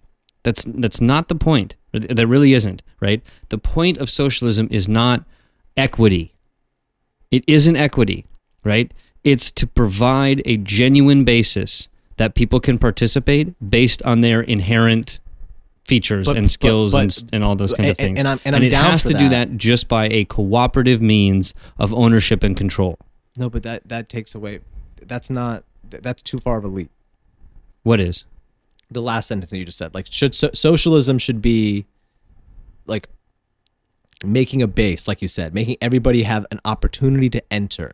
And that opportunity doesn't have to be the same. Like if we were playing a game, everybody should have the ability to play the game and have the minimum amount of like points or level that everybody else should start on the same starting line. But no, not necessarily. Some people are going to have armor, and some people are going to have better guns, and some people are going to have better shit than you. You're going to have something, and there are going to be people who had what you have who have succeeded. And maybe you'll never get, like maybe you just can't ever get to the top because of your natural and unnatural like situation that you're in, picking everything together. You're never going to be Jeff Bezos. But maybe, like my dad, for example, when he was like 23, 24 in America, he was never going to be Jeff Bezos. It was impossible. He didn't know the language. He doesn't know the first thing about technology. He's not like he's never going to be the billionaire mind that created everything. But maybe my kid will be that. You know, like because of all the unfair advantages that are conferred. Because of the things that, well, my dad didn't have any unfair advantages. He had unfair disadvantages. But you might have, because of your dad's position. Sure. Yeah. And then maybe that's kind of like what maybe some people think. Like it's like you can make your line and your generations better, and you can make your situation the best possible that it can be. Yeah. And like the same way that people like who want to lose weight, like certain people have a way easier time losing weight and gaining muscle. But no matter who you are, if you eat right and exercise consistently for a long enough period of time, you're going to look way better than you did when you started. And you're going to probably be a healthy, like for the majority regular people, you're going to be healthy and fit and everything you want. See, and that's true economically too, even in this system. And I think the system should change. I think the system should change in a lot of ways. Yeah. It's not fair in some sense. If you get cancer, you're fucked. If you get cancer and you don't have healthcare, you're fucked. You can't go get a job. You have to be, you're in chemo. Right. There's a lot of examples where it's not like health. where it's not like that, not like exercise. Like that's the idea. Like, because what you said is to me the kind of general idea that you want to build a system on, which is one that is based on the idea that we have to recognize a certain amount of inequality that's natural. But if we there is a standard that everyone can participate in. Now, the way that they're going to, just like the way people exercise is different, but that they're exercising is the same, right? So, but some people everybody might have to access work. to better, but like, but see, that's never going to be with fair. with health too. The cool thing about health and the way it's a good analogy, right, is that you really you can't really buy your way to burn fat. Now you can pay fucking nutritionists and stuff like that, but they're all just going to tell you to exercise more and eat less shitty stuff, right? So there's no way that you can have an unnatural advantage in losing weight. But even that you could. You really could. If you were rich enough and you could hire a great private chef who can make incredibly healthy, It vegan, incredible meals, it would be easier. Well, it would definitely be easier, but all I mean is that would be fair. All I mean is that what you're doing, it's two different things. I'm saying that the idea that the benchmark measure and the way that there's a grand equalizer in the idea of like staying fit or trim or whatever, right? Which is to eat an appropriate amount and exercise an appropriate amount. Everyone has the same access to that, right? There's no way that you can buy an unfair advantage in the idea that you just have to eat the right stuff and exercise in the right amount. If there's precious little in the system that we live in now that has that same characteristic. Like you said, healthcare. If you don't have money, you're fucked. If you, schools. If you didn't already have some relative economic privilege, fucked, right? So, but no, not necessarily.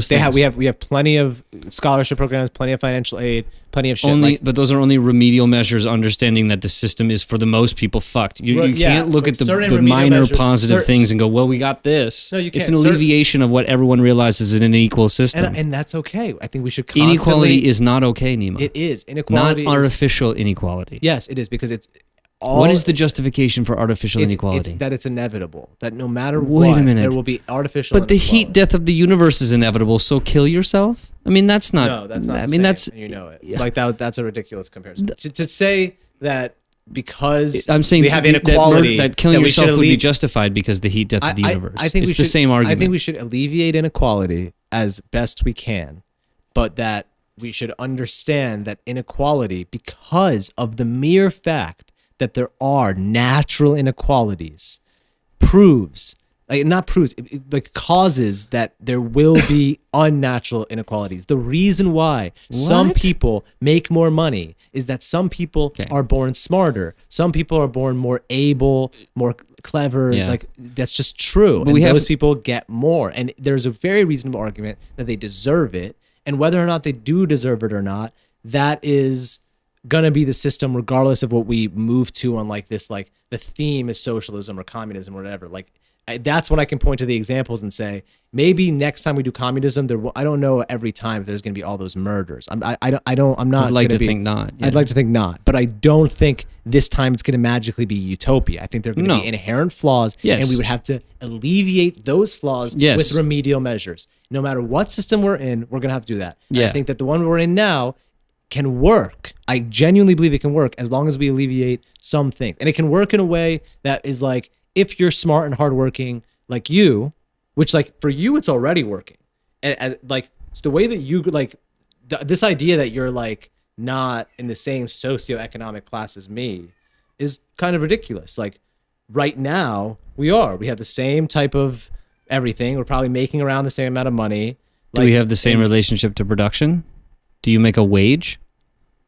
What do you mean? No, but that doesn't. Then we don't have the same. For now, sure, but I may make a wage soon. I've made a wage before. I've held jobs. Maybe I'll get a job next year or next month, and I'll make a wage. Then we'd have some economic. But I mean, no, I do make a wage. Like I freelance legal work. Like I work for other people and I do work for them and I make money. Like sure, I'm doing it myself, right? But like, so you're not making a wage. I would argue that that's the same thing as a wage. Like you are just going to somebody and saying, I will work this much for this amount of time. That's what I'm doing. Some people choose to do that in different ways because that's the circumstances they're in. They can't make money for themselves. Yeah. So they make money by going and saying to somebody, I'll work for you for this long for that much money. It's not about how much money that person is making after that fact. There is a transaction right there that's fair. And as long as it is you fair, think that's a non-coercive? I mean, I think that there should be a minimum wage, for example, and Why? It should be higher than the wage that it is right now because Why? I think that there is exploitation to it. That there's a certain line of exploitation that's like too far. But I don't think exploitation on its face is necessarily morally corrupt. I think it's honestly necessary in a lot of ways. Exploitation for slavery, for example, the way they used to exploit people was fucked. Yeah. And even like sweatshops and shit is fucked, and like $7.25 an hour is pretty fucked. Mm-hmm. But if we made a minimum wage of $15 an hour, like, and we created like there, I know the economics behind this. We had to create other artificial things in our system to allow $15 to still mean what it means now, which would be difficult. Yeah, because the system is not built right to have ever increasing worker wages. I mean, but it can be. We can change that. Not unless you're talking about minimizing profits. Are you gonna to a certain, that's the sacrifice you're gonna make? No, you're gonna tell the elite of the country that they have to make less profits. We can just make less profits before taxes. Like the state can have a pretty big role. I am liberal here. Like I think the state should pay for the healthcare, not let's make it all fair so everybody has enough money to pay for their own healthcare. People are dumb. If we make it all fair, one guy's gonna get all the money and everybody else is gonna have no healthcare. We got to make it somewhat fair, and then also take money from the people who win and give it back to everybody by way of roads and hospitals and firefighters. But why don't we cut out the middleman and pay people more? Because the people do bad things with the money. We don't trust people. If people were good, like who made that quote? What's that? If man were good, there would be no need for government. Some famous guy. It's probably Jefferson or something. I don't even know. It might have been like before that, like a philosopher or something. But it's like, yeah, it's so true. Like if we weren't fucked up in the head, then why not just not kill people? Why have prisons or the death penalty or like that's another communist thing. Like we should have like cooperative jails and like look at Sweden. Like this guy killed 100 people and they only put him in prison for 20 years and now he's rehabilitated. It's like, yeah, maybe when there's 30 people living in a country, but when there's 300 million people living in a country and a lot of them are fucking nuts. But there's 1 billion people in China and they don't have nearly the amount of people that we have in prison. So what's the deal with that? I'm not saying we have to, but it's not about numbers. See, that's not all. fair. I'm not saying we have to put that many people into prison. Okay. I'm saying that there shouldn't not the rehabilitation like they do in Sweden can't work in the United States because the number of people. Not even saying that. Okay. Saying that the idea that because we're not doing everything perfectly, which we're not, or that other countries are doing some things better, which there are, that we are doing nothing right and we should completely change everything isn't fair. Yeah. We should definitely change some things. Yeah. Prisons should be better, shouldn't be private ones. They should treat people there better and actually try to rehabilitate them. But the idea that we shouldn't, that penalty is, I don't know, but like the idea that somebody can go and kill 100 people or 50 people like that fucker in the Vegas Andrews, and they the Vegas one, and they catch them. Yeah. If they did. They did, and not the they they didn't. shot that guy. They didn't. Fair. But let's say they didn't. Let's say they caught him. Mm-hmm. The idea that we couldn't put that guy in prison for his whole life is like unfair to his like right to whatever, because this like everybody has their own right. I don't know. To freedom. Sure. Everyone has a right to freedom that in this like unconditional should be right. inviolable. Nah, fuck that. He killed 50 people. Yeah. But you could sit in prison forever. You could protect society from him without subjecting him to imprisonment. But it's not just about protecting society from him. It's about the deterrence for the rest of society. It's to send a message. There are it's quite obviously that prison is not a good enough deterrent, given the fact that we are filling them up faster than we. It's not a good enough deterrent. Yeah. Definitely. So it isn't a good deterrent. It's pretty bad. No, it's definitely good. If we didn't have prisons, do you think we'd have more people committing crime or less? In the same system, more. No, but you said, in the same system, more. Yeah. People would commit crimes if we didn't have prisons. Right, yeah. Like, sure. way more. Yeah.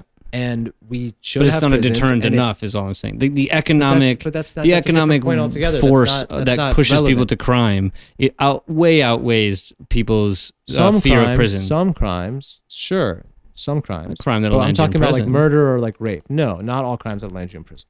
Some things have nothing to do with economics. But I'm saying Rape has, and that's another thing that socialists and communists that I talk to, they think everything has to do with economics. Every racial conversation you have or sexual, like you don't want to talk about the pay gap because all of you are oppressed, right? That's like I'm sure you think like that too. Well, I mean, I'm not saying that the pay gap is even a thing. issues I'm of just the saying, pay gap sure, aside, but bad like example. But like even even if it was like like racial issues, like less black people get higher than white people. My like, position, fuck talking about that, everybody's fucked. To me, the position on social issues that we would kind of lump into the identity politics questions of race and gender and those kinds of things are questions for me that I think it was Malcolm X who said that getting rid of capitalism is a prerequisite for addressing racism. I don't think that racism will ever be addressed in a capitalist system. There's no genuine motivation for there to be. But in a capitalist system, we went from slavery to no slavery, right? Juneteenth. We did that in a capitalist system. Well, we went civil rights act. Slave systems is not capitalism. No, so the South was not a capitalist economy. I mean, so that's it important. was for the that's people the who point. wasn't The point of slavery. the that's why they fought the war. It's two different economic models intending to compete and expand, and they couldn't do it forever. Sure. Let's take out the slave society is not a capitalist society. Okay, fine. In capitalist society, since slaves, we've had Civil Rights Act. Yeah. We've had different Supreme Court cases go the way. We've had liberal movements that have alleviated many of the harms of racism that existed during the time of, let's say, Malcolm X. Some of the more we've gotten better. We've gotten visceral expressions net of it. positive. Sure. Right now, black guy gets There has shot been- on there has been TV. progression. Everybody's pissed. Right. Before, happened all the time. Nobody even knew. Yes, there has been a certain modicum of progression. It's trending up. Yeah. So that's happening in capitalism. So the idea that we can't at least address or combat racism without getting rid of capitalism has already been disproven. Already. I'm not saying. I don't think you could fundamentally rid the society of it. Is what I'm saying. I think that you could. You're not going to rid the potentially. society of it ever.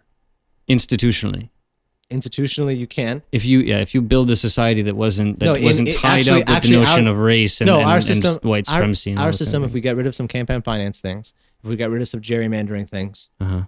if we fix things through the system that we have without making many changes, just like through laws, through like people like you and people who care about, like, instead of like having your like end goal utopia and then fighting towards that, like picking things that like maybe you and like the right wing guy totally agree, like weed should be legal. Like, let's get that one checked off and then move to the next one and get that one checked off. And if we disagree on that one, let's table it and move to the next. Like, I think eventually you'd see that more people, leftists and like right wing crazies particularly, have a lot more in common than they think. But these bourgeois democracies, liberal democracies, have been around for a couple hundred years. The opportunity, and I mean, it was not soon after these bourgeois revolutions that ideas of socialism and communism sort of came out.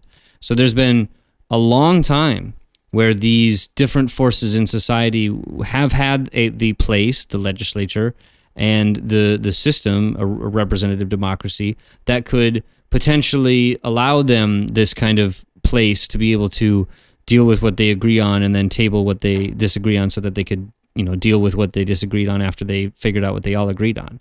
But what it's led to has not been hasn't resulted in a, let's say, linear progression upwards.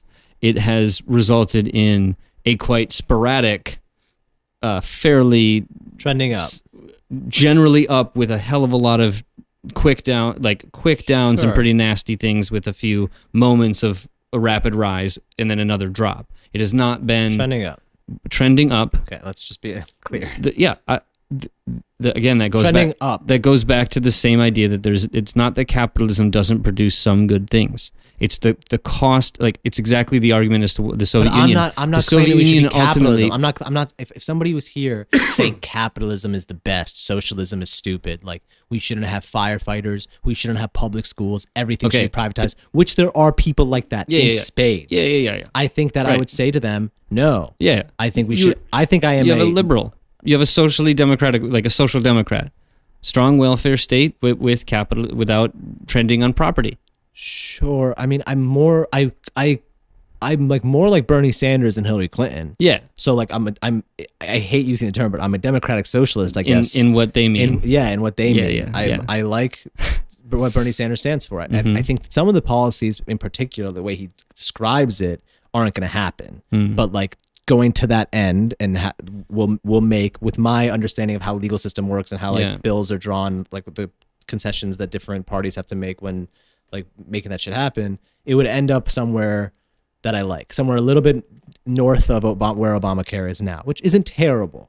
It's not terrible, but like it's still like pretty. It's being like I mean, there have been a number of things that they've done that have made it harder for it to succeed, and then so that they can say, "Oh, look, it's a failure." It's like, well, but it's not terrible. If you'd allowed it to succeed, it would have been better than it, but not perfect. Even the way that it is, it's not terrible, and we can make it better by making it free.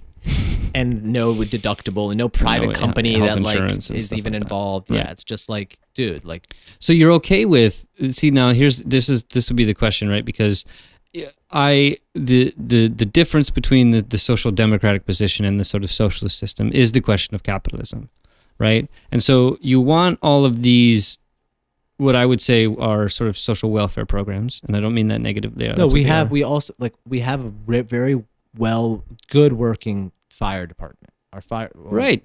I mean, I would include all of those in the sort of social welfare system. But you see that there can be successful social welfare, socialist themes and things in a overwhelmingly capitalist society. Canada looks pretty good. The state can provide the people who live in the state in a capitalist bourgeois democracy. The state can provide the means by which the general population can maintain a certain standard of living. And I'm cool with that. Okay. My problem is, right? Okay. And I think that, when you look at even some of the more successful versions of this kind of, the Swedens and things like that, you have not dealt with the issues of the economic downturns. It wasn't as if Sweden didn't have significant consequences from 2008. You don't have the ability to fundamentally Sweden isn't really like address. It's not really honest to call them. Let's do Germany then. That's a pretty big economy with a big social welfare. So use Germany, and a lot of people. But you're saying that Germany is a capitalist country. Sure, it's a social democratic country. Okay, a capitalist country with a strong social safety net, Sure. strong social welfare system. That's a social democratic system. Yeah, that's good. Yeah. Okay. So Germany has not been. It was not unaffected by what happened in 2008. Germany became a lot of what it is now after 2008. Only because of its position as the housing of essentially regardless of the reason, that's historical conditions. The point. I mean, it's not because of its social democratic system, because Greece had a great social democratic system too, but it didn't. My point is that capitalism.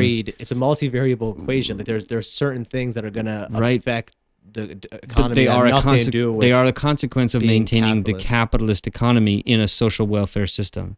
Not necessarily. That's just because the economic problems were not related to the fact that they had a capitalist system. I think that the economic problems in the country had more to do with monetary systems.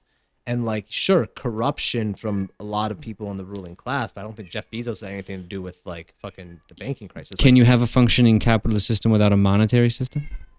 I didn't say you have to have not a monetary system. They have a better one. The monetary system failed, and not even the monetary system. It was really because of banking practices. Greece got fucked because of banks, right? Is that fair? Well, because of incentives created by banks. Well, by central banks. Sure. Yeah. So if we had a different banking system or a different monetary system, we'd be insured against that happening. Even if we separated the monetary system from the government, Even if the state like, had like we do now, kind of, in the U.S. No, like if we had like a cryptocurrency based system, for example, like a Okay. Bitcoin, where like the government, we'd still have to figure out a way to pay taxes, in my opinion, because I think taxes are necessary. But like, let's say there was something coded. It was decentralized. Like it was still run by the government. It was decentralized. There's no central bank making any decisions, right? There's an algorithm that decides interest rates. Everything is all. An algorithm is setting monetary policy. There is, yeah. The policy is set and it's like coded in, and there's no. Can't change monetary policy. You wouldn't be able to change monetary policy in Okay. this. I mean, unless enough people voted and changed the code together. You could change it actually, but it would be based on a democracy and not like a couple of like non-elected people making the decision. Yeah. And you wouldn't I just have want to that make it- principle everywhere. And you wouldn't. That's all. Sure. That's what I mean by communism. No, it's not. That's not fair. It's not, because when sometimes you say that and it's like, I like communism, but then you have to keep going. And it's like, but you think that people shouldn't have the right to property or owning businesses or Not having individually. people Not pay individually. or pay, like, you don't think it's fair for me to say, I'm going to sell lemonade outside and I'm going to hire you to work on the desk and you to call people and say, hey, there's lemonade on Georgia Ave or Kansas Ave, and everybody who works for me, you're going to make 10%, you're going to make 10%, I'm going to make 80%. If they say we're in and they do it, you think that shouldn't be fair or that shouldn't be allowed. I think that is unfair. Yeah. Yeah. That's ridiculous to me. That's as ridiculous a policy view as like if that I can think of, it honestly. seems ridiculous when you remove actual economic considerations from the consideration of when you sell yourself. No, I don't to remove your economic boss. considerations from anything. Well, I genuinely the creation of that hypothetical system to show how insane it is to not be allowed to agree to an unequal distribution of the profits of an endeavor is a way to remove the actual economic conditions that go behind people making decisions about where they work and how much they work for. So when you're talking about selling your labor in an actual capitalist market, where there's a labor market and there's competition pressures and there's all kinds of other economic pressures like the inevitable poverty death that will prompt you to take a much lower wage than you actually think for a much shittier job than you are actually fitted for. So if you were to not assume coercion, then sure, it is ridiculous to like not allow someone to take an unequal position. But when you realize, and I think it has to be admitted that the system we live in now, when it comes to the labor market and who gets what jobs and how and all those kinds of stuffs, it is not a system that is fitting the best people for the best jobs because of like the competition. It's creating a downward pressure on everyone's wages and an increased competition such that they feel like they have to take whatever fucking job they can get. And that is not that is the actual economic conditions that people are doing. So they're agreeing for less than their full value, not because they're making a fully conscious and like legitimate agreement. In the legal parlance, I think all labor contracts are unconscionable. They are based on an unfair power dynamic. And the power dynamic is, I have the fucking factory, I don't need you, and you need me. It's true. That's that not creates an unfair power dynamic. That's called yes, it is. leverage. That's a backbone of business. There's a difference between leverage based on a certain set of knowledge and leverage based on the ability to essentially commit someone to poverty by death. Sorry, death by poverty. That's a huge difference than having some kind of insider information.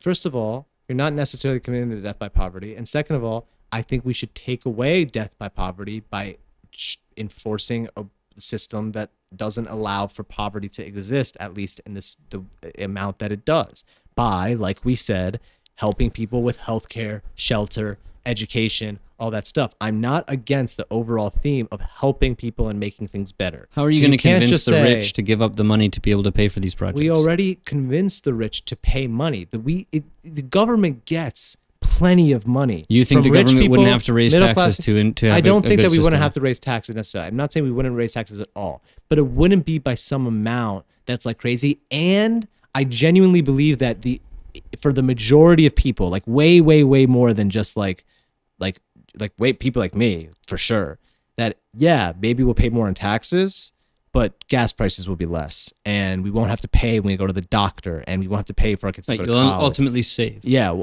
or it'll break even, or maybe we'll lose a little bit, but it'll be worth it. Regardless, like we're buying something here. We're not losing money. It's not like we're convincing the rich to sell out. We're convincing the rich to buy something. And like what you're saying, if it's going to be socialism or barbarism, then I would say to the rich, it's going to be 10% on your taxes, or people are gonna fucking rob you, and people are gonna burn down your house. And so, like, if it's right, like that's what barbarism is. Yeah, but exactly. But I mean, the last time that this kind of situation presented itself in the United States was in the late 30s, when you had the New Deal question, and there really was a sort of like FDR had to go to rich people, and he was one of them, so he knew who to talk to, and he was like, "Hey, if you don't pay for some of these projects to hire some of these fucking people, you're going to get fucked and you're going to lose everything." And I think so what do you we're at want that to point. lose? We're going to be at that point again soon. But half of them and half the country, especially half the rich people, said, "Fuck you. We're not doing that. That's bullshit. That's not in our interests. We know what our..." But they did it. But they said they didn't want to, but then they did. That's the thing, right? If the country hadn't been bombed in December of 41, we probably would have had a fascist coup in 42. Okay, no, for real. You're telling me I make assumptions or say like that's a leap. Look at the FBI files. There was plot after plot after plot. Right, the country was teetering on the fucking edge between something like socialism and barbarism. And what fucking saved the country was the enactment of war communism, which is what they called it in Russia when they were fighting the Civil War, but was essentially a government takeover of most major businesses for the sole production of the war effort, right? So I just the idea that you are going to, by the power of your arguments and by reaching into, like, I don't know what it is, the moral heart or the like super long-term economic interests of the world's elite, I think it's with all respect naive to think that the richest of the rich, the most elite, are gonna go, yeah, go ahead, dude. That's like not true. They even the richest of the rich, the most elite, like are pledge tons of their money. Like the 99% pledge is a thing, and these billionaires above a certain amount. Yeah, sure. Okay. Like they're doing that voluntarily. They're not giving it to the government, though, right? Sure, they're not. They're giving it to their own foundations, so that the foundations will never have to pay taxes. No, they're giving it. Not all of them. Like they're guaranteeing to give money to certain industries and do things that, like, their kids aren't going to get all of it. But they're giving it to organizations of their choice. I'm honestly not sure. Okay. But I know that you're right. They're not giving it to the government. Yeah. But what I'm saying is this is what they're doing voluntarily. If the government came in and said, we're taking this much from people, and it's like, they don't have to ask. Money isn't real.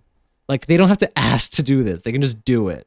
But the government can just literally just do it. You're forgetting the ability to purchase power with wealth, right? So it's like, sure. These people have power. No, you're right. In But their we also said, pocket. but when I said wealth is the only way to get power, you corrected me, and you said no. Yeah. Another way you can get power is by collecting a lot of people. Right. That was true. Yep. If you collect enough people, and they vote for anything to happen within reason, those things will end up being the case. And if we vote for somebody who's going to put in a tax plan that's going to give a lot more money in, like, again, we don't have to take that much more money than we do from people. We just have to take less from poor people and middle class people and a little bit more from rich people, which will eventually come back and make the system better for everyone anyway.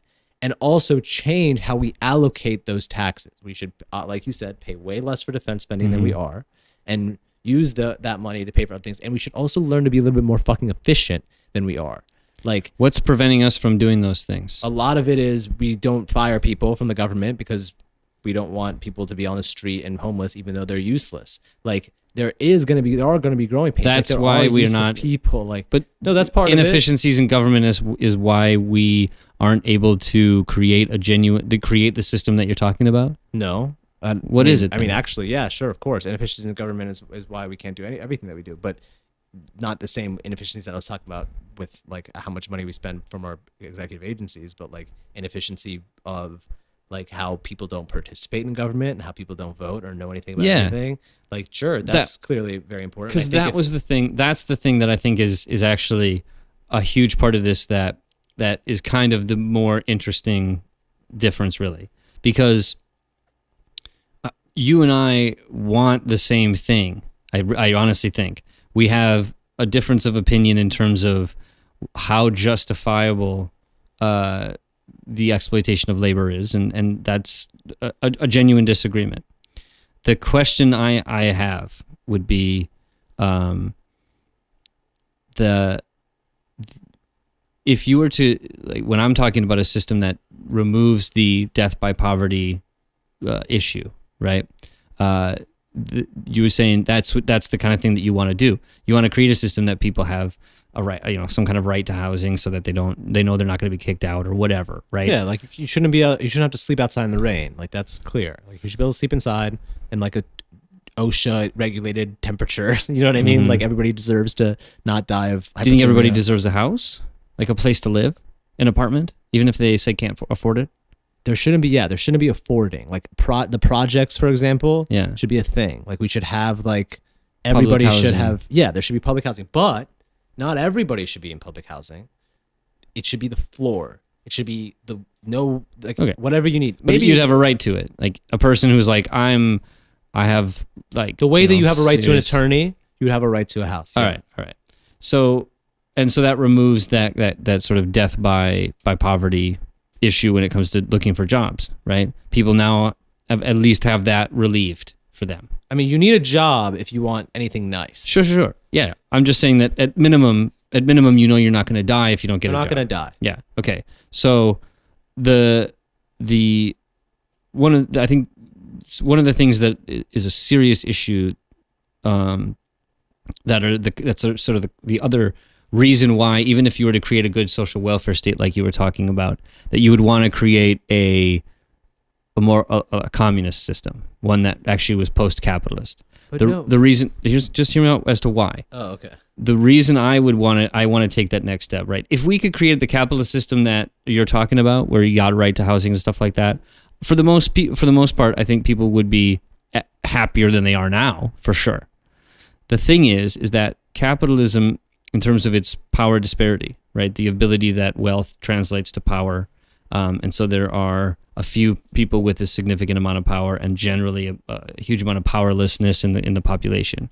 That when you're talking about both the economic problems of even in a system that had social guarantees like housing and education and healthcare and things like that, you're still going to have ups and downs. You're going to have the sort of business cycle, quote unquote. So you're going to have periods of depression and periods of recovery and things like that. So you're not eliminating that part of the sort of chaos that capitalism kind of inherently has. I mean, it's literally called the business cycle because people know that it comes and goes.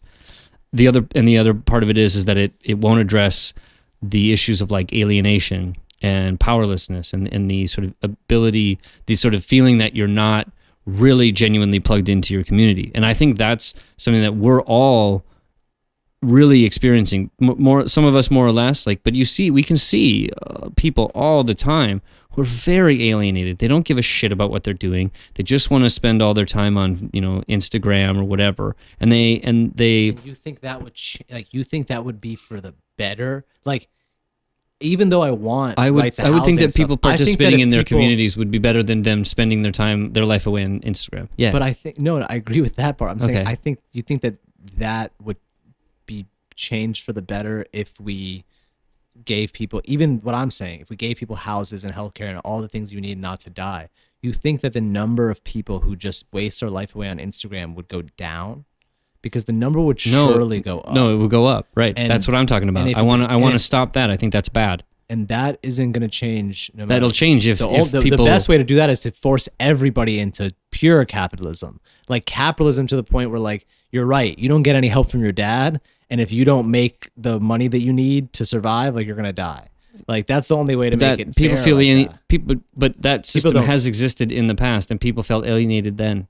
So yeah, so So then you're right. So there's alienation no is- way alienation is going to go away. It's unless you impossible. remove the source of that alienation. And the source of the alienation is disempowerment and But then and other people are going to be alienated. Then you're going to alienate the part. not of if the people everybody who- not if everyone is participating in their society. That's what I was But saying. not everyone's going to participate. Some Then people the are people going to hate that. then the people who aren't participating, right, are at least going to know that they genuinely could. And so they're not going to feel alienated, and they're But not going to look but for that's something not- but else to that's- make their life have but meaning. they're gonna, you genuinely can participate in this society too. Everybody can. You might not be able to participate at the same level as others. Yeah, but you can participate. exactly. But you don't have. It's not one person, one vote. No system in this country, at least politically, is like that. So there's no. But you can change it and genuine make it one participation. person, one vote You without can- making it socialist, fully socialist, all the way communist. You can What- make it. what- You can make it make one a person, one vote society that's without based abolishing on- property. But like if these you aren't- made a society I keep that's- going back to that because like Yeah. you bring it. You like say like we need to change these things. We need to make it one person, one vote. You It's can't. like, You can't can make do one. these You can't make things. everything one person, one vote when someone holds title to land. Yes, you absolutely can. The There- basis there's of nothing title, to do with each other. but Nima, the basis of title is alienability. You can tell people to go fuck themselves based on your title. To a that certain, has to change. up to a certain level, and you know that that's true. Based- you can't but just all you that's can't just coercive. stand outside on your front yard naked. So there are because grounds- it's your front yard. So there are grounds So by which your within property rights reason- can be within reason, absolutely. If there are some inlets. if they want to build a train track through your backyard and it's If going to help there is- people, they can do it today. Right. That's part of the system right if now. there's a good justification, Yes. a good social justification, let's say, for Good removing enough, not just good enough, not just If there's a good it'll enough help people All if, right. if no one has property. Yeah, a good enough reason Yeah. for one's property rights to be abrogated. There is a process already in place to do that. Just to pay them for it, but yeah. Okay. So if we, in principle, right now, Cuba offered to do this when they expropriated everybody. They said, "Fine, we'll pay," and most of them said, "Fuck you," right? So understand that the class dynamics of these are important too. When you're the person who owns something and has it expropriated, right?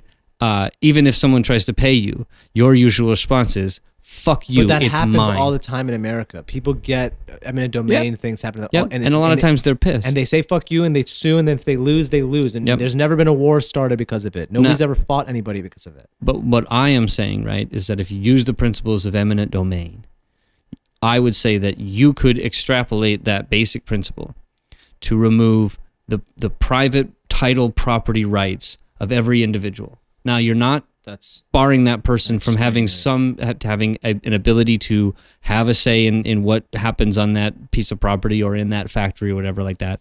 But you are abrogating the right for an individual to ultimately decide what happens to all the other individuals who are participating in the endeavor that's being engaged in on that property or in that factory.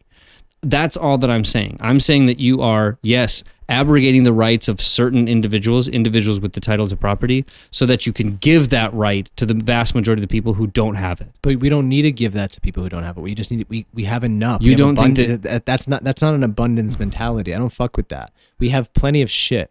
We can give everybody shelter. Not everybody has to have the same shelter. I don't give it, but if you have a right to shelter, why don't you have a right to be able to be a part owner in the enterprise for which you give labor? You do have the right. You can go to your neighbor, your local fucking place and start up an LLC and be the full owner of whatever business you fucking want. Assuming that the People system do is it perfectly all the time. But Nima, No, not again, even- that even is in an assuming unfair that system. everyone has the same opportunity. They just don't. People. We were at a startup competition the other day, and there was a 16-year-old girl from You the can give fucking me hood. You can give who me started a good anecdote. I don't give a shit. But like, it's what- an anecdote. It doesn't matter to me. That so- doesn't mean but how- anything. but you're saying Just it's talk impossible. about statistics. No, but I'm not saying statistically people from those places aren't going to have less success. I'm saying that I'm going to say they have less opportunity, and I'm confident in that claim. Even if they have less opportunity, I think that there are ways to alleviate the fact they have less opportunity and to make it so that they have a level of opportunity that's reasonable, a minimum level of opportunity, the same way they have a minimum level of shelter. You're not going to get the same shelter as Bill Gates just because I'm a communist. How are you going to do that without removing the ability to have unfair unnatural advantages? By going back to what we were talking about before, the social welfare state with... That's not going to prohibit, if you don't remove the ability to have an unnatural advantage in wealth, you are not going to remove the ability to have those unnatural benefits in the society. And if you have those unnatural benefits, they are going to disallow the genuine equality of opportunity until you address. There isn't going to be a genuine equality of opportunity. It's not going to be equal. What? Opportunity can't be equal. You're right. If that's what you mean by opportunity, it's impossible because somebody's going to be able to go to the private school, and somebody can't go to the private school. Somebody's going to be taught by the best. If you have private schools and public schools, but if you have all public schools, LeBron James' son, does not have the same level of opportunity to be a professional basketball player as me. Partly for natural reasons, partly for unnatural reasons. Yep. If LeBron James adopted me when I was a baby, I would have way more opportunities than other people because of the money I have, because of the like what, you're not going to let a dad hang out with his kid because he's a professional basketball player and he can teach his kid something that somebody else doesn't have the ability to learn. Like you can't, LeBron James can't start a basketball camp. He's just not going to be able to be conferred unfair advantages based on the ability for wealth to be translated into power. But even wealth or opportunity, even wealth. If somebody can pay, like let's say LeBron James is a great basketball player, and he's like, I want to play basketball, teach people how to play basketball. That's my dream in life. That's my passion. I found my thing I need to do, and like people can find their thing. Mm-hmm. And he's like, how am I going to do this? I'm going to teach basketball to 5 kids a week and make $1,000 an hour, $1,000 per kid, make $5,000 a week. Why do we need to? Well, let's take the money out of it. I'd want to know what could he do? Right? He could do 5 a week, or he could do 500. No, he can't. Because okay, he wants to teach there are them boundaries. all of it. All right. He wants to teach all of it. And he wants to. How should he find the 5 kids he should teach? This is already. Should what he do it wants. by money? No, yes. This is what he wants. He wants 5 kids, and these 5 kids are going to pay him $1,000. Parents are going to pay him $1,000. Is he doing it for the money, or is he doing it because he wants to train the kids? Both. He wants to train the kids, and he also wants to make a shit ton of money. He really wants money. He has a big family. Would he do it? Them all. Would he do it if he wasn't making the money? It doesn't matter. Let's say his family wasn't worried about food. Yeah, he would still do it. He's LeBron. He would still do it, but he only wants to do it if he's being valued for his work and making the money, and like what he thinks is value and what he thinks is making this much money. You have to go with me on this. He's going to be making money from the kids. Okay. And he makes money from these kids. Other kids aren't going to have the ability to learn from LeBron James. Mm-hmm. They automatically have less advantages than these kids. Mm-hmm. Some kids are going to learn from Kevin Durant and Steph Curry and other NBA players, and some kids don't even have access to them because their parents don't have any money and they can't pay for them to play basketball. Yeah. But the state gave them a local YMCA where after they get their local free lunch because they need to eat, because we need to give these kids food, they play basketball with somebody who knows how to play fucking basketball. And they can watch LeBron James on NBA TV because they have TV in their free house. And like some of those kids, in fact, statistically, the majority of kids who become NBA basketball players come from poor areas, right? This is fact. Okay. Statistically, those kids have become more special, even though they've had less opportunities. Will that change? Almost definitely as time goes on, as more and more people like if you're an NBA basketball player, a lot of their kids go in the NBA because that just makes sense. That's going to be the way it is. You're never going to have somebody have the same opportunity as Steph Curry's kid to be in the NBA.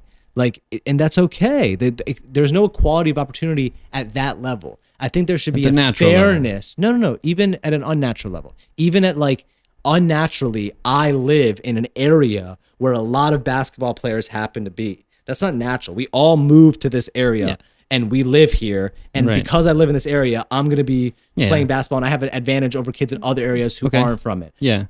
That's an unnatural advantage. My parents had the money to move to the beach so I can be a surfer, where the kid in Idaho who's never seen water can't be a surfer. Sure. And that's an opportunity that I have that he didn't have. Yep. And maybe in the rest of our life, all of our opportunities are equal, but I have one more opportunity, no more equality of opportunity. That's okay. You're not going to have a system where you rotate people and give them a month on the water and a month in the farm. Well, we can agree on that. The thing that then that takes away this idea that there's ever going to be equality of opportunity. So if you get past that, then it's like, okay, now we're deciding where to draw the line of what amount of equality is fair, quote unquote. And Right. I think that the line is one way that's further removed than of economic reasons why people can't participate. But I think the let's economic do that, right? The kid in Idaho, if the kid in Idaho wants to be a fucking surfer, but his parents grew up in Idaho, right? There are in some ways 2 reasons why the kid's not going to go, right? Either some other opportunity outweighed his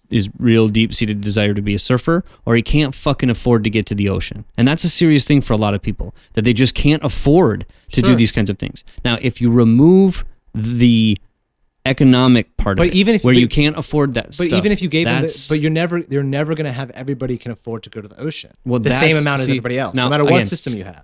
the- So there's always going to be an argument. inequality It of isn't opportunity. an argument to say that it will never happen. The argument is either it's impossible or it's possible.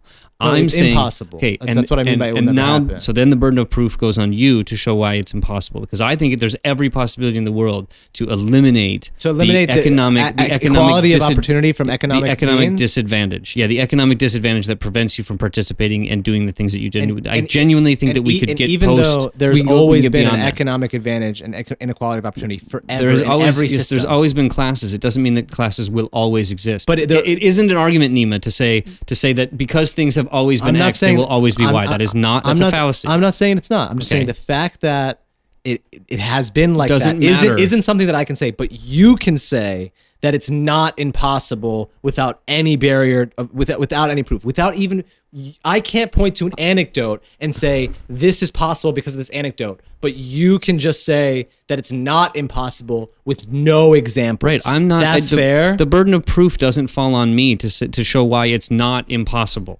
The burden of proof falls on you to explain why it isn't possible. I don't have to And what say. I'm saying I don't is, have to say. I don't can have to make say the that's claim- not impossible. I'm Look, just saying it's not realistic. We haven't done it. Capitalism has given us We're not the going most to. productive system that has ever existed in the history of humanity.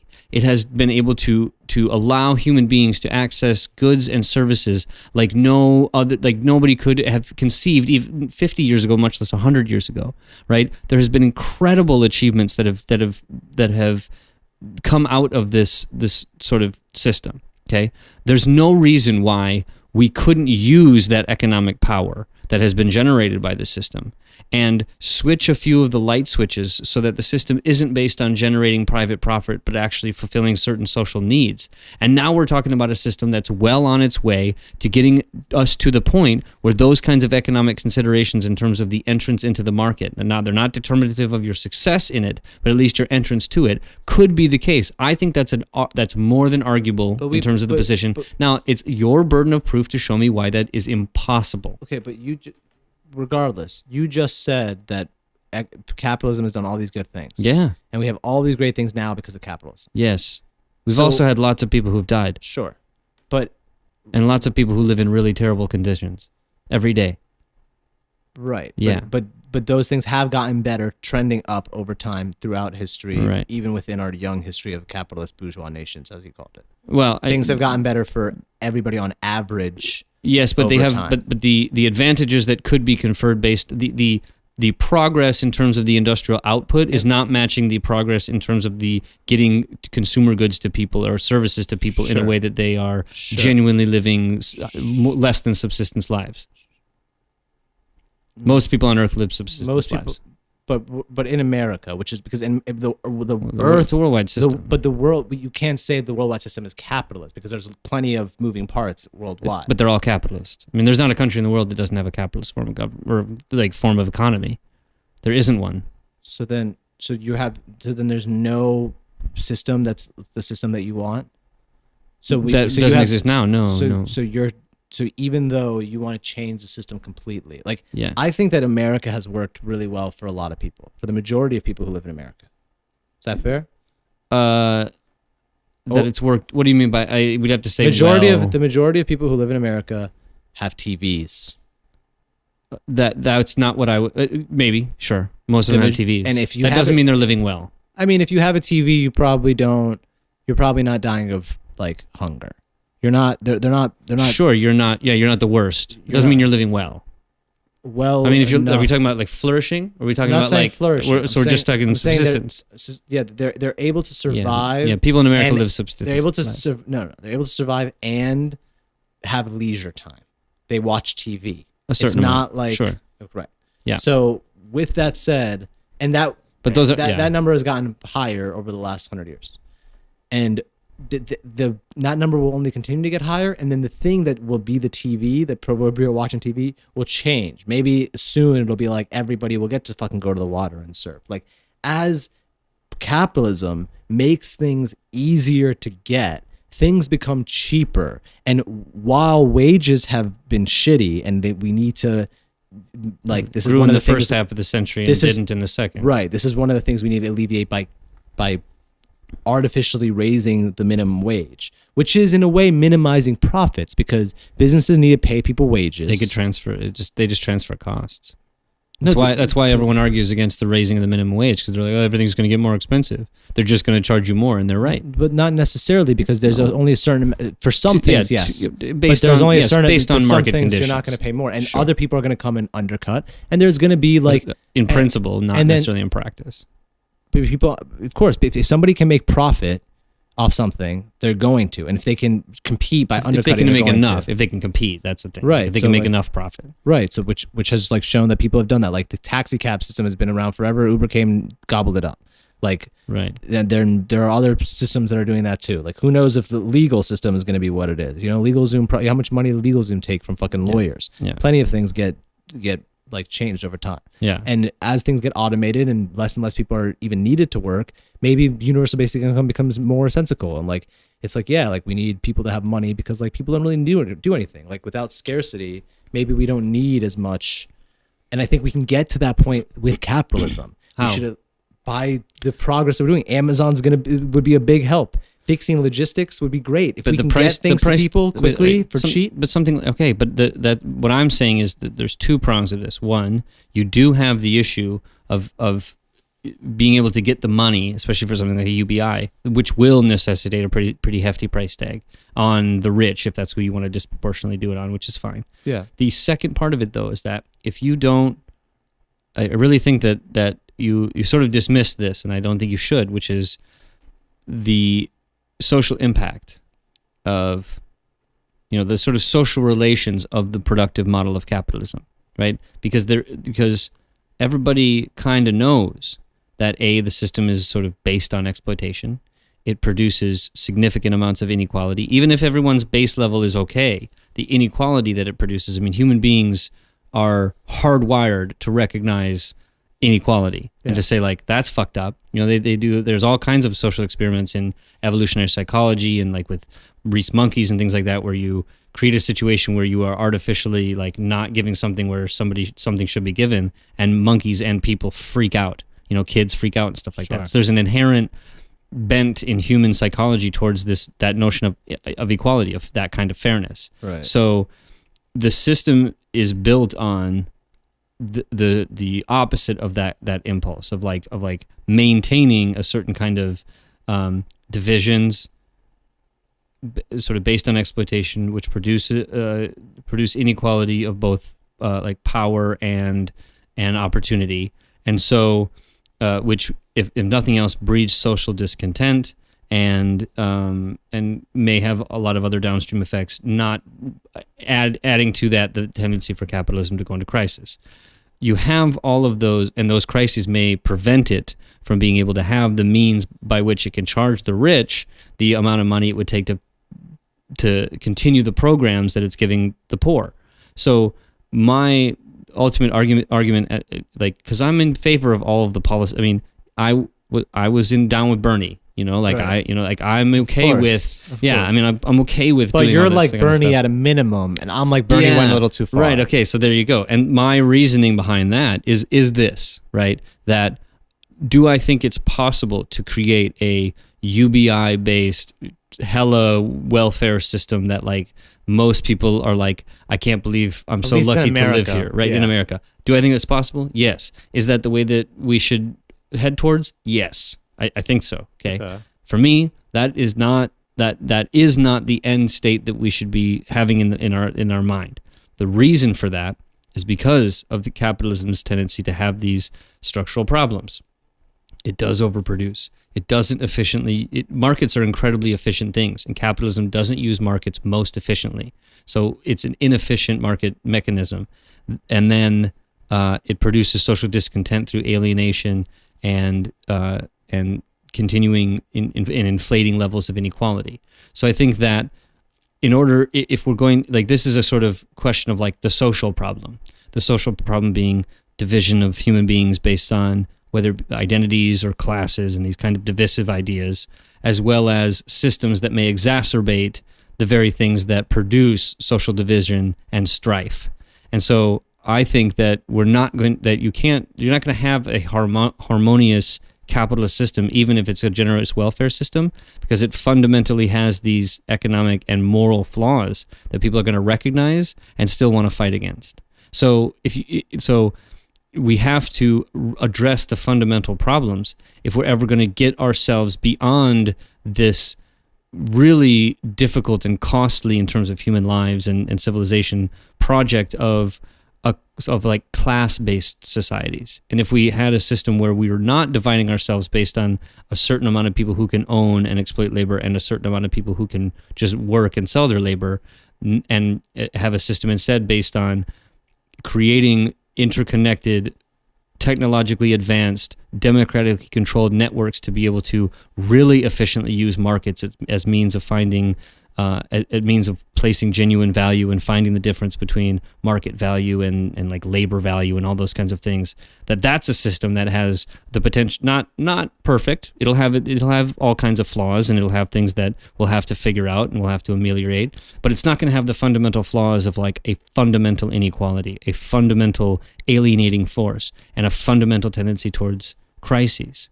And, I mean, it and will, though, a huge amount of there's got to be people who are in charge, right? But in general, but maybe, like those people are gonna have yes, more you're going to have power. council and things like that, but they are going to be recallable in a genuinely democratic fashion. I mean, you could create principled democracies in a lot of the institutions that have none of it right now that could really use a lot of it to make it a lot better. Workers wouldn't vote their jobs away to China if they had a vote in the fucking company. You know what I mean? I mean so there's advantages to creating democratic. But maybe the institutions. jobs should go like. Only if they're developing on a capitalist model. My point was just that I believe very much that there will be certain concentrations of power, but if those concentrations of power are genuinely beholden to democratic institutions where they are recallable, that they don't have their position and they're somehow outside of the ability to be answerable to the people, then that power is illegitimate, and that's like the basis of all the power now. And so.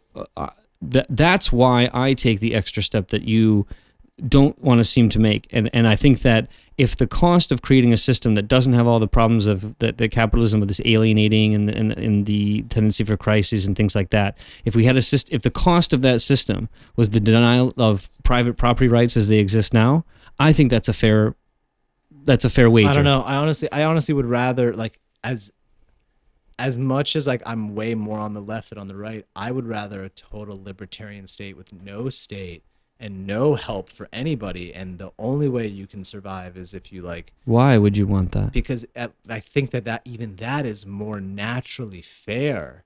Like, natural doesn't just mean what you were born with. Like, if your family or the people that like.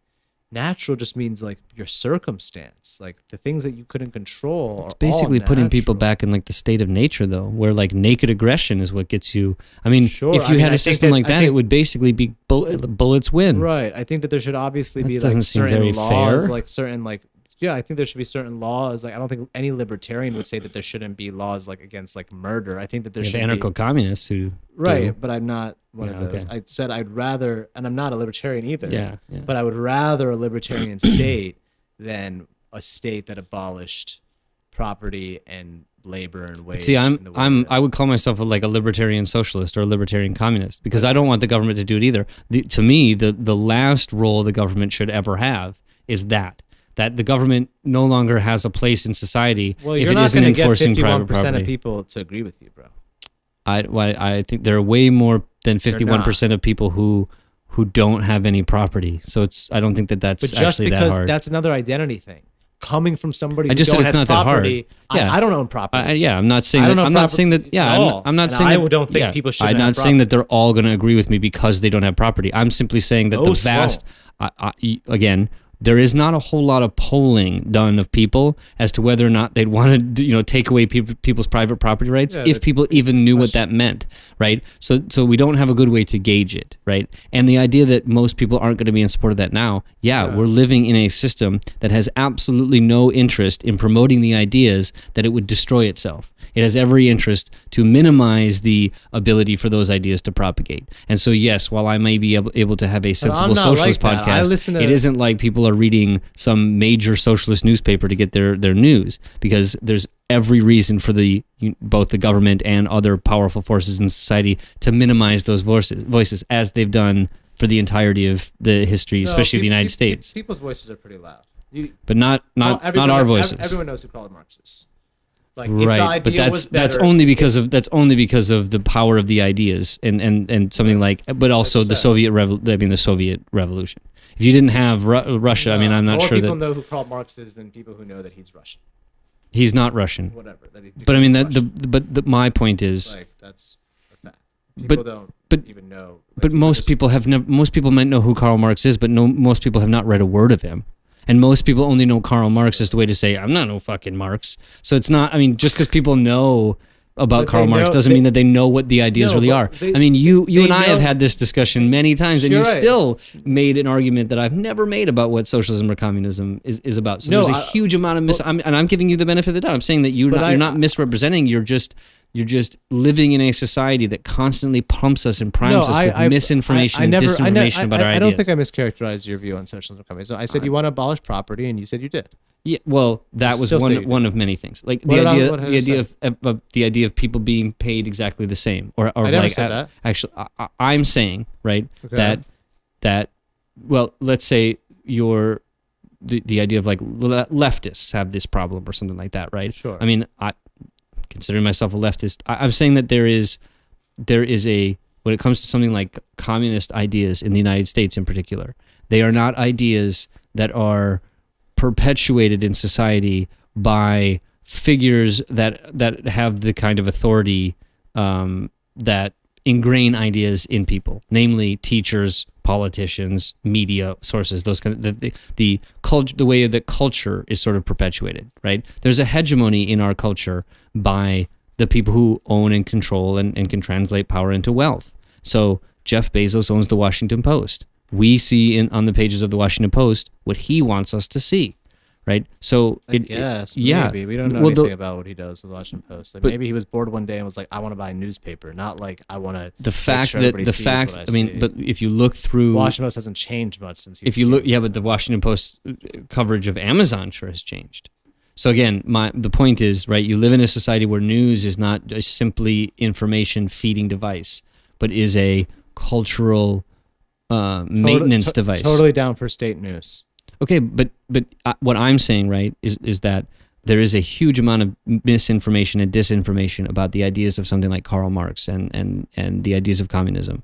There is not a loud voice, but I think that even has the interest to give that's wanting to sell the rope that you're going to hang. But like I'm with. listening to you explain it in depth, and I'm saying I don't want that. And a lot of people who would listen, and I think people. And I'm more likely to agree with you than the vast majority of people, but with or without education. So, what is the fundamental reason that everybody disagrees with you? I mean, no, that everyone. You grew up in the same system. Everyone doesn't disagree with me. I'm saying like that most people don't. Agree with you? I'm asking you, right? Because every person is going to have a different reason as to why they don't want to get rid of something like private property. Sure. What is it that is such a sticking point to you about this notion of private property that you would prevent, say, what I was talking about in terms of the system that I'd like? I think you have the right to property. I think you have the right to earn property and gain it, because it's just like an inalienable right. The same reason why you have the right to life. Like, why should somebody not be able to tell you like whether or not you can kill you? No, that you can take they can take your kidney. It's like, bro, you were just born with that kidney and mine's failing and you got 2 of them. Yeah, and this is my house. Like, I bought it with my money. Yeah. Like, I'm cool with that. Or my dad gave it to me. I was born here. Like, this is mine. I'm cool with that too. But you didn't build it, right? No. So what is you didn't build your kidney What is the either. basis of your right? Yeah, but I mean, your kidney is any Why? equation of your body with property doesn't make any sense. Why? To me. We all were born and unless live under it's this- the actual expression of your labor. So if you built the house, I get your ability to say, I built this fucker, it's mine. I get That's that. crazy. But if Who you cares if you who have built if you the were house? born in because it's labor that makes value, right? It's labor. Nah. It's labor that is the fundamental. No, even if somebody built a house and Nima, it fell down, that labor was garbage. If you're talking about, I mean, even the people who are talking about the basis of property rights, so like John Locke and those kind of people, right? Always, always, always the basis for the right to property is the fact that it is an embodied aspect of your labor. If you plot out a piece of land and don't improve that land, even John Locke said you don't have a right to. I think it's the it shouldn't be labor. It's the value you generate. If I employ 3 people to do something, or if I give you a loan, if I loan you $100,000 and I say you pay me a reasonable interest rate over the next 5 years and I make money off of that, that's fair. Why is that fair? Because you made money off of it? Because I had that money and you needed it and we came to an because you made agreement. money. But you had an unfair advantage. You had the money and I didn't. I'll do it. How is that unfair? Just because I didn't have then you can set the terms. And if you can I go need the somebody money- else, you can go get money from somebody else. In principle, but that's the thing, Nima.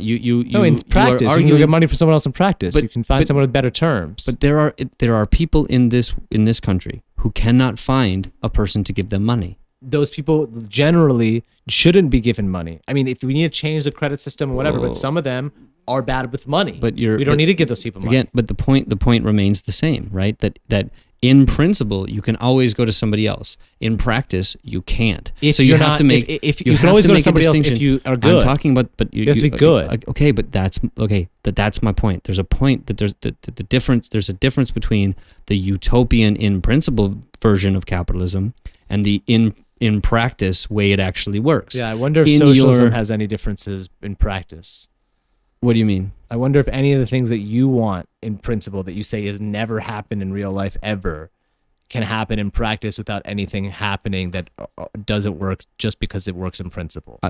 Like, sure. I have never made, nor would I ever accept the argument that capitalism is a flawless, that would be a flawless Socialism, system. you mean? Socialism, Yeah. communism, whatever. And I don't think capitalism is flawless. I just think that we, like, Right. again, we keep going back to it. I think we but can alleviate the flaws. but I can make the claim that even though I'm not making a claim of a utopian system, it's not a utopian system, and I'm saying that I think that in principle and in practice it would be a better system, a system that is more justifiable because it eliminates the unjustifiable aspects of capitalism man. while keeping the best parts of it. I'd love to see a system that does it, a test system. But again, if you were living in, But you're saying it's impossible for any country to do it without all the countries doing it. It needs to be a worldwide It couldn't do it in perpetuity, no, because it's going to get destroyed. Like, I mean, it's always been funny to me. Like, show me a socialist system, and one response I could say is, show me a socialist system that wasn't invaded, like immediately after it happened. And you can't. Because that's what happens, right? That is why it has to be sort of worldwide system, and that goes into. And you don't think the Scandinavian countries are socialist? No, they have private property and they have wage labor. Yeah, no countries have no private property. Right. Yeah, Yeah. that's crazy. I mean, even the Soviet Union never got really that. insane. But that's again the idea that you get to the dissolution of private property rights is at the end of a whole period of time in which workers are taking control of the means of production. Sure. And so you're already on your way to changing the social dynamics. And I think it's 1,000 years away. It's possible. Why 1,000? That seems like an arbitrary number. It didn't take It's- it didn't take 1,000 years for capitalism to No, but to I don't. change But I don't from think feudalism. capitalism. I don't think capitalism has run its course. I don't think we're there yet. We are I think universal healthcare would be running cool, but- very, very, very quickly into a global ecological disaster principally because of the inability for our system It's very to change. possible that in a socialist structure we would have had global like climate change. We would have cooperatively. But if we fucked were up the world. But if we had something like what we have now, which is a general consensus of global climate scientists saying that there's a serious problem and There's that we a general need to make consensus, but that all we of us need to drive make- cars. None of us are trying to do it. Like even Well, the ones let like me- us, like, yeah, don't give a fuck. I understand that we don't have an incentive to give a fuck about that system right now. I totally understand that. I'm saying that in the system that I'm talking about, you would have a way more significant ability to be able to quickly turn the the ship in a different direction so that it was going somewhere else. And like, not a great example, but the sort of more socialisty kind of system you can find in the world is doing exactly that, hitting all of its climate, goals way before it's supposed to. I mean, China's killing it. So I think that Capitalist China is killing right. Socially, yes. So like with the social welfare state and some socialist policies, which is what I've been advocating for. I mean, I don't think that social welfare programs are socialist programs. Okay, sure. I hate. I mean, that's a Ben Shapiro thing, right? Socialist policies, but it's not socialism. It's not socialist policies. They may be policies that socialists would support, but they are not policies that are going to bring about socialism. That's a socialist policy. Yes. We're not getting those. Those aren't happening for a while. Like, you got to sequence to that. You got to turn capitalism into democratic socialism into Sweden has been the way it's been for 50 years, and it isn't getting any closer to socialism. 50 years isn't that long. It's closer to socialism than we are. Sure. So it is closer. In 50 years, it got closer. It is now, but it's not. It's not like it's progressing closer now. It's not. Closer. I mean, there hasn't been major. Close enough for your. No, it isn't moving in the direct. It doesn't have the ultimate goal of creating a socialist country. And that's okay. I'm just saying it doesn't have that goal. Yeah, it doesn't. Right. So because it doesn't have that goal, it never had the goal of being. It didn't have the goal of being a social welfare state country 100 years ago. Yeah, it did. 200 years ago. Okay. It was a fucking kingdom 200 years ago. Exactly, and it changed. Yeah, and maybe it'll change into a socialist country eventually. It may, but it's going in the right direction. Anytime the system has changed from something like monarchy to democracy, it hasn't come by everybody just like slowly evolving to that change. There's been no evolutionary change in that direction. It's revolutionary change. You have a moment of revolutionary upheaval. You have the French Revolution or the American Revolution or the German.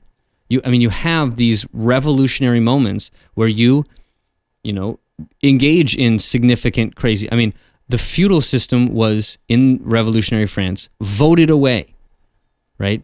And then it was enforced through coercion because the people whose rights were voted away didn't want it to happen. But it did happen, and that was a revolutionary period, and we're better off. We took slaves away from we're people. better off for it. Yeah, sure. Exactly. All I'm arguing is that we do the same thing. And you have this argument style. No, I understand that it could happen. I understand. Like, it's like we took away fucking people's slaves. That was like taking away their property. But you've said a few times that it was impossible, right? And I'm just trying to make the claim. I shouldn't say it. It's definitely possible. I think it's not beneficial. I think it's not a good thing. Do you think that we'll get there eventually? If we should get there, hopefully we'll get there eventually, but not because currently it's the right move. But I hope that we'll get to a point where it makes sense for that to be the system. Like, how would we know when we were at that point? I don't know, but we're not right now.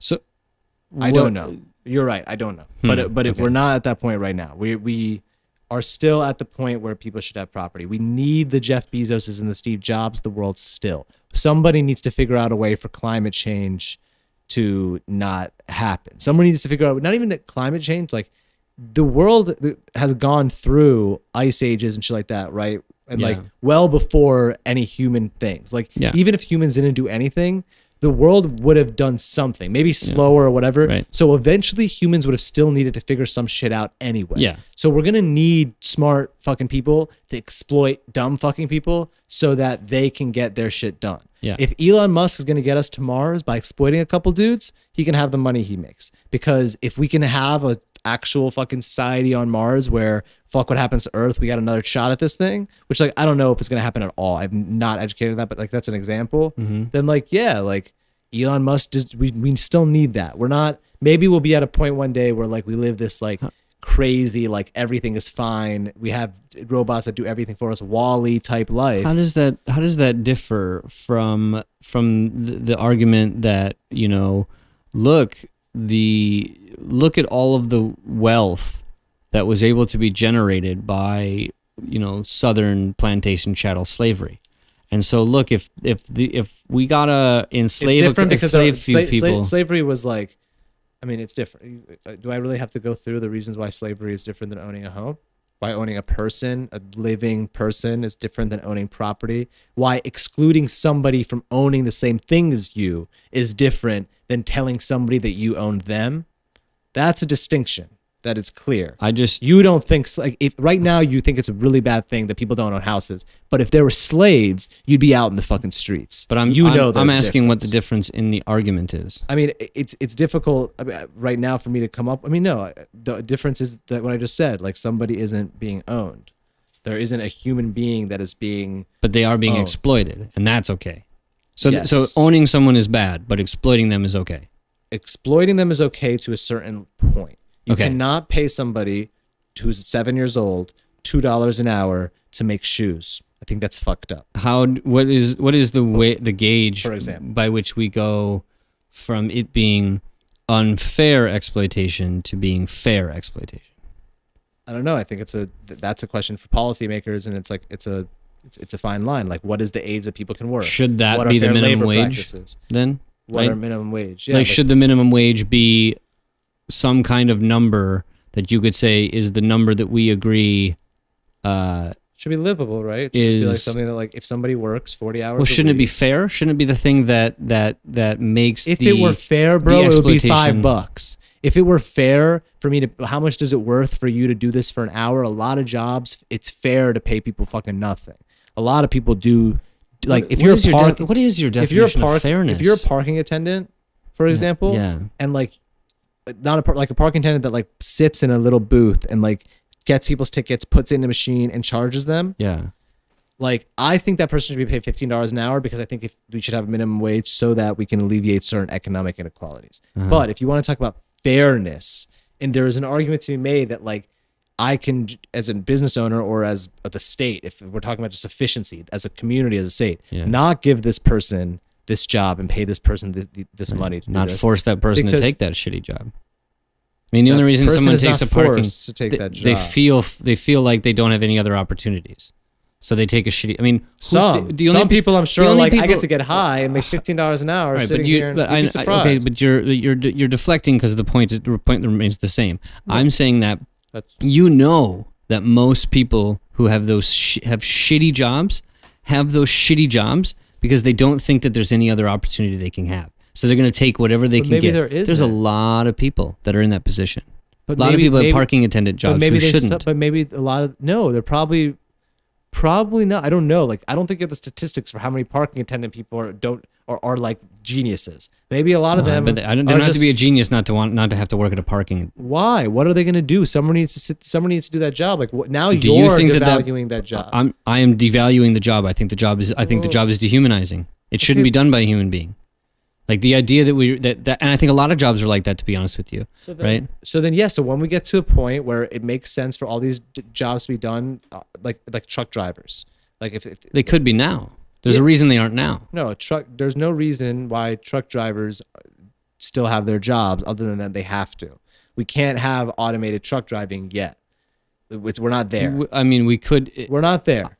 You know that. We're trying to get there. When we're there, we'll do it. We don't have a problem with doing it. If there weren't perverse incentives keeping the system the way that it is, then there would already have been that change. The only reason that we're not seeing more autonomous things is because you can't make as much money in the long term.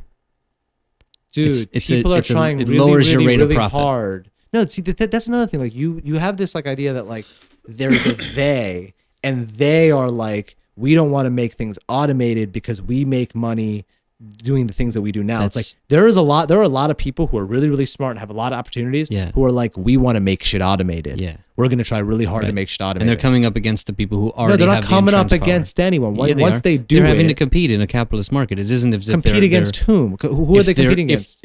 If they're no one's not going to buy a Tesla. They already have autonomous shit. If you are talking about something like, I mean, there are a lot of other truck companies and people who employ people who are truck drivers who have a vested interest in maintaining non-autonomous driven vehicles. Those people would love autonomous driven vehicles, not have to. And any truck driving company, Amazon would love, FedEx, UPS would love to have autonomous cars. For the long They term. would buy those cars, and they would fire all their workers, and they make a shit ton of money. In the short term. But they know it's not in their long-term interest. But they're trying to do it. Why would Who is?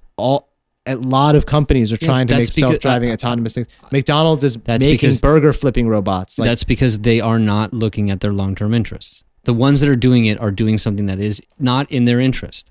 I don't think that McDonald's is one person that has a long-term interest. Their interest is to make as much money as they can in the next 3 years. They have a board that makes those decisions. Yeah, they're like, how can we make our shareholders the most amount of money that we can in the next quarter? In the next quarter, right. Sure. So they don't So they're not looking. So they're not looking at long-term interest. Yeah, when you see these companies, what does that have to do with anything? Because if the system maintains the way that it is, what you're going to see is two major issues. One, a falling rate of profit beyond what it is now. The rate of profit will go down, and you're going to see huge amounts of crises. You're going to see bigger and deeper crises more often because you're going to have so many people out of work that they're not going to be able to buy the things that are being produced. So Amazon might be able to ship a shit ton of stuff, but if all the truck drivers lose their job, you're talking about a significant amount of people. And I mean, I'm talking truck drivers and other people that are going to lose their job through automation. If they don't have another job to go to, that's money that's out of the ability to purchase the goods. That's a crisis moment. If they don't have another job to go to, which they won't, probably. And at that point, when we get there, I'm down for universal basic income. But the universal basic income and artificial economic constraints to stop from not being worth what it's worth. But you're not going to deal with the alienation problem, right? So you're going to have a huge amount of people. You don't think that alienation and the consequences thereof is a problem? I mean, be more specific. Alienation how? Not feeling like you have any power, not feeling connected to your job. There are going to be people who feel feeling like a full human being, and the consequences thereof. Some people have mental lots of drug use. Some people have mental problems. Some people make bad decisions. Some people get unlucky, and some people just get fucked by other people or by their genes, and they just suck. Some people just suck. Yep. To be honest. Yeah, no, a good percent, 20% of people suck. The bottom 20% of people are the bottom 20%. They have a lot of people have no skills. They're illiterate. And I want to change this and make people better. And a lot of that is, do you think there's a way to do it? Do you think that those people are inevitably that way, or are they like that because of this system? Because of the flaws that the system has, absolutely. All right. A lot of it. So if we had a system that didn't have those flaws, we wouldn't see that bottom 20%. If we fix the flaws in our system or try to fix the flaws in our system, we will have a net positive reaction for sure. For all human beings. If we try to change the system completely, we may fuck shit up even worse. Iran, before my dad left, was literally a kingdom. Literally had a king. Yeah. And instead of alleviating the way that Britain did, yeah, Britain still has a queen, right? They still have a royal class. Yeah. The way that they alleviated those economic and social and societal harms over a long period of time, the way that they've been doing it has worked pretty well. The way that Iran did it, revolution. Sound familiar? People's class. What we Islamic revolution. Sure. Didn't really change the economics too much. No, they absolutely changed the economics. The banking and the monetary policy. Sure, they made it into a the capitalist system as opposed to a feudal system. Sure. And they made it significantly worse just because they changed it. Whereas they could have gone from the way Britain went from a feudal system to also a capitalist system. Yeah. Both Iran and Britain went from feudal to capitalist systems. Yeah. But they did it through a different way. Uh-huh. They alleviated problems and over time changed their system completely, as opposed to revolution on the dime, let's flip the script and be something completely different. Uh-huh. So I'm with you. Maybe eventually we won't have property. And it won't be because we're abolishing and fighting, but it'll be because it gets to the point where it's this doesn't make sense. What's the point of people having property? Everybody can do everything. We all are going to be able to get to the water. That sounds so idealistic. When is that moment going to happen? That's the same thing as saying if you ask people 50 years ago when people when TVs were a luxury, it was one day basically everyone's going to have the option to consume as much content as they want just in the palm of their phone, in the palm of their hand easily. That's so idealistic. When that's going to happen? It's no, it will happen. Eventually you'll be 3D printing fucking food. There won't be poverty. There'll be little filament. We'll have incredible steaks 3D printed 500 years from now. Anybody can get it for free. But what you're talking about is a significant difference of kind, because while you might go, wow, I can't imagine the level that technology is going to develop, and you could be surprised by that, and I get that. The idea that you're going to get to a point where people are going to go, yeah, I'm just going to give up my property rights. I mean, those are No, two I'm not. very different I'm things. not saying that it won't be any type of fight, but it'll be the same type of fight as right now it is to say let's raise taxes 10%. People are gonna say no, I don't want that. Fuck you. Like thanks Obama, but they're gonna fucking file their taxes and pay it, right? Versus like, let's tell these people that don't even want to pay more taxes. Half of the country, like you said, they want the system to go backwards, more right wing, and you are trying to switch it the other way and do it on a snap finger. It's like I'm not the one being unrealistic. Well, I just think that if you look at the history, certainly of like the 20th century in particular, it's a history of the attempt to try to move in, you know, I mean, especially like after World War One or something, it's like, oh, like we're all socialists now because like we just had this terrible like capitalist war. So like, all right, we're all gonna set up these like new social welfare kind of like systems, and we're gonna make it so that we all cooperate together and like League of Nations, and it's all gonna be like super cool.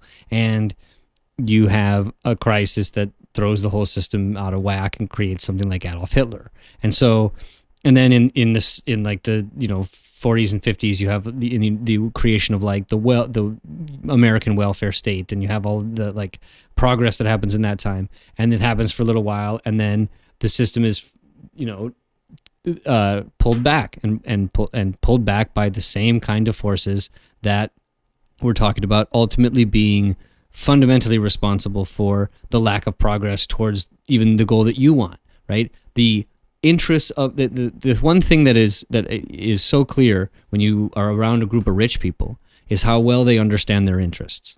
They know exactly what they want and what they're looking at and what they need. Surprised. No, I'm talking like real rich people, not small business owners. Sure. I'm talking real rich people. Sure. They know exactly what's in, and they're all on the same page because they get their class interests. They have a certain class solidarity, like you don't see in the working class. Do you think that Mark Zuckerberg and Peter Thiel agree on most things? I think they agree on their economic interest. Yeah. And you think that they might agree on what logically would make sense as their economic interest. Everybody would agree that going up would make sense logically. But do you think that they have the same goals for their personal economic interests?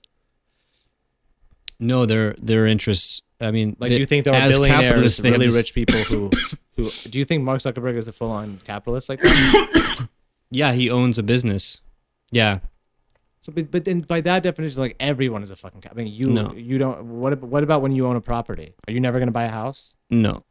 Really? Yeah. So you'll always rent and always give somebody who owns property. You're going to choose to be oppressed. Probably. You're going to choose to be oppressed by the exploitation of rent. I'm just fully aware of all the risks of property ownership. And so for me, it's a risk aversion thing. Yeah, we're in foreclosures and shit, man. And it doesn't take much to lose your house. And when you lose your house, you are fucked. Dude, let's say it doesn't take much. Let's say that you, Kevin, this podcast becomes extremely successful. Mm-hmm. People start listening to it. Mm-hmm. Crazy. You give it out for free, but because it's on the iTunes store and because they're like, you're on YouTube and YouTube has ads and you have like, you can go to Sensible Socialist at Patreon. Sure, you get there's the plug for your Patreon because you want money. I'm not doing it for money. Sure, but I'll take it if they want to give it. But you have Patreon, yeah, you'll take it still. So let's say somebody loves this. People love this. They give you hundreds of thousands of dollars. Okay. You have $600,000. Yeah. This house costs $600,000. You buy it. There's no foreclosing on your house. You own your house. It's yours. Yeah. You wouldn't do that? No. Why? I mean, in that particular scenario, and I'm just made a couple $100,000. Sure. My first inkling is to not purchase a house with it.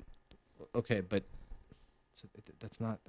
I'm saying like, you may very well, and I predict, you heard it here first, that you will one day own a house, and you will one day own things, even if you still have the views that you do, because just practically you're going to want a family or like something. Yeah. You're going to owning a house is different than owning a factory and exploiting other people's labor to make money. There are differences. Yeah, it's a big difference. But you think that you shouldn't even own a house. Owning a house, I'm not doing owning a house on some kind of socialist principle. It's a risk aversion. Because I don't think I'm ever going to just come into a couple $100,000. So I don't. The scenario that you suggest is, it's not it's not completely implausible, but it's one of those things where it depends. I would give the movement quite a bit of money if I came into a couple $100,000. Like, this is totally irrelevant, but like, I guess we've talked about this socialism for fucking ever. But you wouldn't buy a house because you're paying, if you'd rather pay rent in the same house for 10 years, let's say, than buy that house and pay it off over the same 10-year period. Yeah. But that doesn't make it's sense. A lot less Even risky. if you get foreclosed on, you could potentially come out better off than if you were renting and then couldn't afford rent anymore, which is similar to being foreclosed on. If you can't afford rent anymore, you have to leave in the same way that if you can't afford your mortgage payment. Your mortgage payment will likely be less, and at the end of your mortgage payments, you'll own the house and you can sell it and make tons more money where you can pay to live and rent something for the rest of your life. Yeah. So like, just like that's not a risk-free financial neither decision. is renting. It's a lot less risky. It depends on how you value your risk. Like if you're betting on yourself to be healthy and successful and able to make enough money to pay rent in the for United next States of 15 America, years. And one minor thing could wipe me out and screw me over. That's not true. I worked in a bankruptcy and foreclosure defense law firm. I've seen rich people fall from grace because of one issue. Decisions that they made most of the time. Even if they get unlucky, they didn't hedge their risks like they should have most of the time. Like I haven't hedged. I mean, I don't have the ability to hedge a risk. But I'm not saying I'm talking about the people who became bankrupt or gotten foreclosed on or like whatever. Like, you could obviously become rich. You're very capable. You're smart. You have a law degree, and if you wanted to, you could go work at a big law firm and litigate cases for oil firms and crush it. If I were willing to engage in behavior that I would consider morally reprehensible. Not necessarily. You could also go work for like a patent prosecution firm that fucks over people who who protect cheat. Intellectual property. Oh my God! I'm sorry. Impossible. I just okay. I have principles. So sorry. you could go. You could become a patent defense firm. People who are trying to say that you're infringing on their intellectual property. Yeah. See, I'm going to be contrarian and say intellectual property was the wrong field to go into because I think all intellectual property is bullshit. Okay, so there's something that you could do. Yeah. You have to believe that space something. You like space. Yeah. You love space. Yeah. So let's say space law. That's huge. Just research for space law. Yeah. Make tons of money. I took a doing class that. of space law in law school. Sure you did. So you could do research for space law. Uh-huh. You can make tons of money. Those people make tons of money. You have to get a job doing it first, though, right? Right. And you could get a job doing it if you Where? try.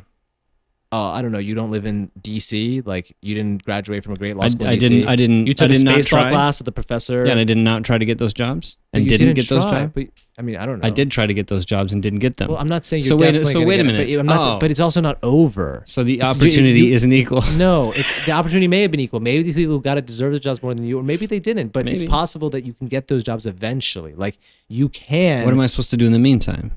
I'm whatever you're doing. This is. I'm not going to give you like life advice. I'm just saying, like, you can clearly become successful on your own merit. It's possible. Not anecdotally. In principle. Statistically, people become successful. There is a 100% chance that somebody will be successful tomorrow. Yes. Statistically. And that person could be you. But even that's the law of large numbers. There's enough people. Sorry. There's a chance that somebody who came from the same economic background as you. Still law of large numbers. With enough people, any of those things, rare things are going to happen all the time. But I'm not saying it's even that rare. Like, the rags to riches story is not that rare. American dream story is not that rare. Even not. But it's much more rare than that. This is coming full circle, so maybe it's perfect. But honestly, what you're talking about is this goes back to the perspective that you have, right? That the number of people who go rags to riches is large,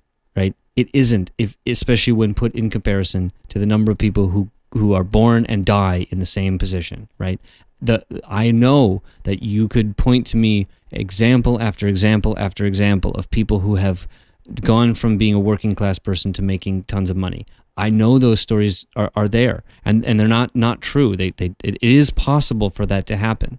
The thing is that when you compare those success stories to the amount of attempt stories, and then you compare that to the amount of not even attempted because not thought possible, you're talking about a tiny, tiny, tiny number of people. And I'll agree with that. that. So for me, coming from both the background that I have and I think the sort of way that I've seen the history that I've been able to witness with my own eyes unfold has made me not think that I don't want to say norm, but like the sort of thing that we should all strive for is the rags to riches, right? Because I don't think it happens that often. And I see way more people who are just in rags. And that means to me that it is a question of perspective. What is the kind of person that I want to emulate or be like or be part of, right? And like I think for you, partially because of the experience with your dad, but partially because of your own experience, and I'm not denying your own agency, but like the perspective that you have, you want to be the sort of rags to riches, the somebody who didn't, wasn't given a pot of $10 million like Trump, but was able to like make something of themselves and have this like business and this thing that you can say, like, this is me. And that's laudable. That's fine. It really is. Entrepreneurial spirit is a good thing. And like it may sound ironic, but I think the communism would be the way that you'd really get to see, you'd really energize that entrepreneurial spirit in people, because they wouldn't be so afraid to try things because they might fail, and because failing wouldn't be as terrible as it is now. So for me, like I want to be a member of that working class, but I want to be a member of the working class that is smart and knows what's going on and able to communicate with all the other people in the same class that together we're the ones who really are running the show, and that if we stopped, the show would stop, and that gives us an immense amount of power, and that power can be, like we talked about, wealth can translate to power, but so can organization. And so I want to be part of the organization of the people who aren't the rags to riches people, because I think they're a fuck of a lot more than them, and B, if they all recognized they had the same interest, we'd be able to march much further towards what you want, certainly, and I think even what I want. And so I don't doubt that it would be possible for me to somehow be successful or something like that. But I think that ultimately, the way that I would have to do that would be ways that I would find morally problematic, if not reprehensible. And so the problem that I have personally, and one of the reasons I started this whole damn podcast was, I think the criticisms that you have of the people on the left are mostly true. The left bothers me a lot, whatever the sort of massive left could be. And that's why the sort of subtitle for this whole podcast is like a podcast for the rational left, because I think there's a lot of irrationality in the way that people talk about it, and the sort of the facets of intersectionality that people talk about, and the whole language game that people play with that there's like a kernel of truth hidden very deep under the mountains of bullshit that people have piled on top of there. So those are genuine criticisms. But when it comes to like trying to make a boatload of money or trying to translate my labor into wads of cash, that has not been something that for me has ever been the goal. And I think that if I were to be a dick, I'd be like, I can sleep at night, very easily. But the big thing is that there is no doubt a feeling of great success and great achievement and accomplishment in like having something that you started and it is a thing and you're now able to like see the rewards from that potentially in perpetuity. I think that's great. But my big problem is that if that's what the end goal that we have for ourselves is, like the accomplishing of something that I can feel good about, I think it too often leaves behind a lot of people. And if I can translate what entrepreneurial spirit I have that could make me a boatload of money into being able to help talk with people and organize people so that they can fight for at least a diminishing of the oppression and inequality and exploitation that they feel and experience, I'll take the not ever owning a house, or I'll take like not having the opportunities that making a boatload of money has for me, both financially and physically. Sure. So I don't know if that like I think that's a significant difference in perspective. I understand. Between you and I'm not saying that the goal is to be super rich. Yeah. I'm just saying, like, if that were your goal, nothing is stopping you, in my opinion, from reaching that goal. Now, you may not have the same boost that other people would have. Yeah. I think that you have a pretty good boost, more than most people, honestly. Yeah. And I think that you also have a lot of natural advantages that would help you become super successful. And my point in saying that is that even though, like, I think that a lot of people have this attitude that you have, even people in way worse off situations or better situations, that like they're oppressed and that this one wrong move is going to put them in foreclosure because of the anecdotes that they have, because of their perspective, because they worked at these foreclosure law firms and seen the failures the same way the law of large numbers works for successes, it works for failures.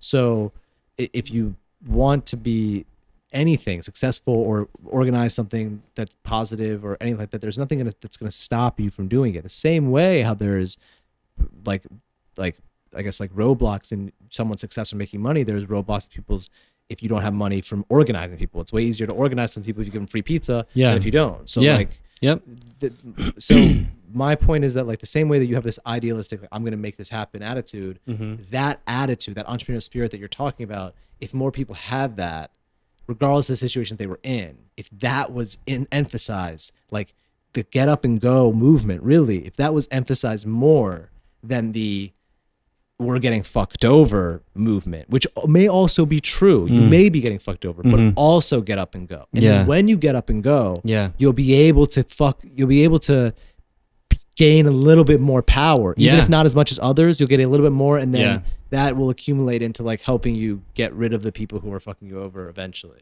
I think that's that's absolutely true. I think one of the fairest criticisms of like the left generally and like socialism stuff is just it's all bitching all the time. Like you're always talking about what you don't like and what sucks and like why your life's so terrible and blah blah blah. But it's not often that you talk about like what you actually want to build and like what you actually want to do. And you're not gonna you can only organize so many people around everything sucks. Sure. You have to organize people around something that like they care about and want to actually do and build. And so,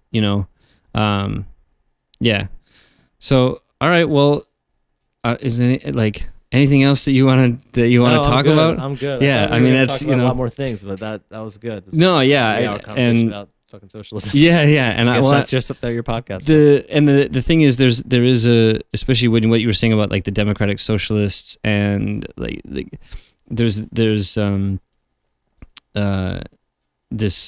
guy who does like a YouTube show, David Pakman, and he had a thing like why I'm not a socialist, and he did a really good job of like going through a socialist, like what the difference is between a socialist and a social democrat. Somebody who thinks I want a good welfare state that takes care of people, but I want a marketplace and like people to like do that kind of stuff. And then socialism is like not having private property and communal ownership of the means of production. And he did a good job. And then he's like, he basically takes a lot of the same position I think that you ultimately do, that like there's a place for capitalism to help, incentivize people and growth and do that kind of stuff. Okay.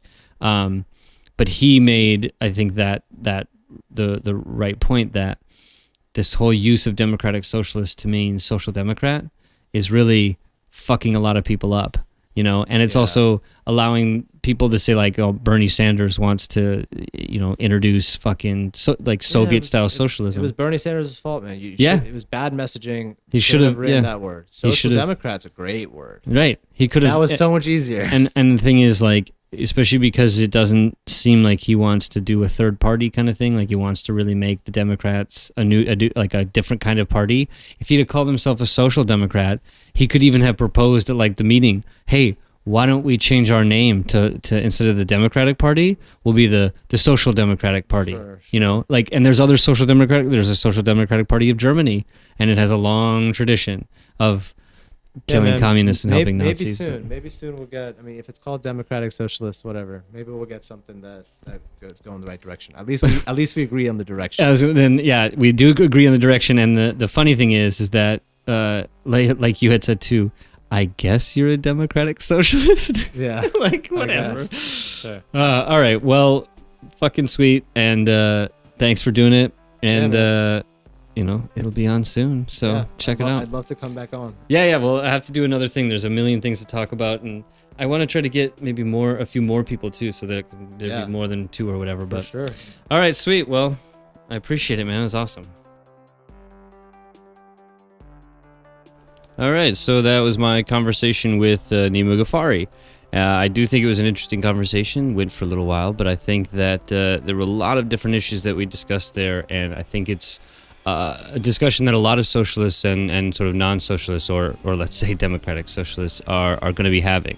And so I think that this is very helpful to have for people to kind of see the different sides of the arguments and be able to kind of see which side convinces them. So, thanks for listening. This has been The Sensible Socialist, a podcast for the rational left.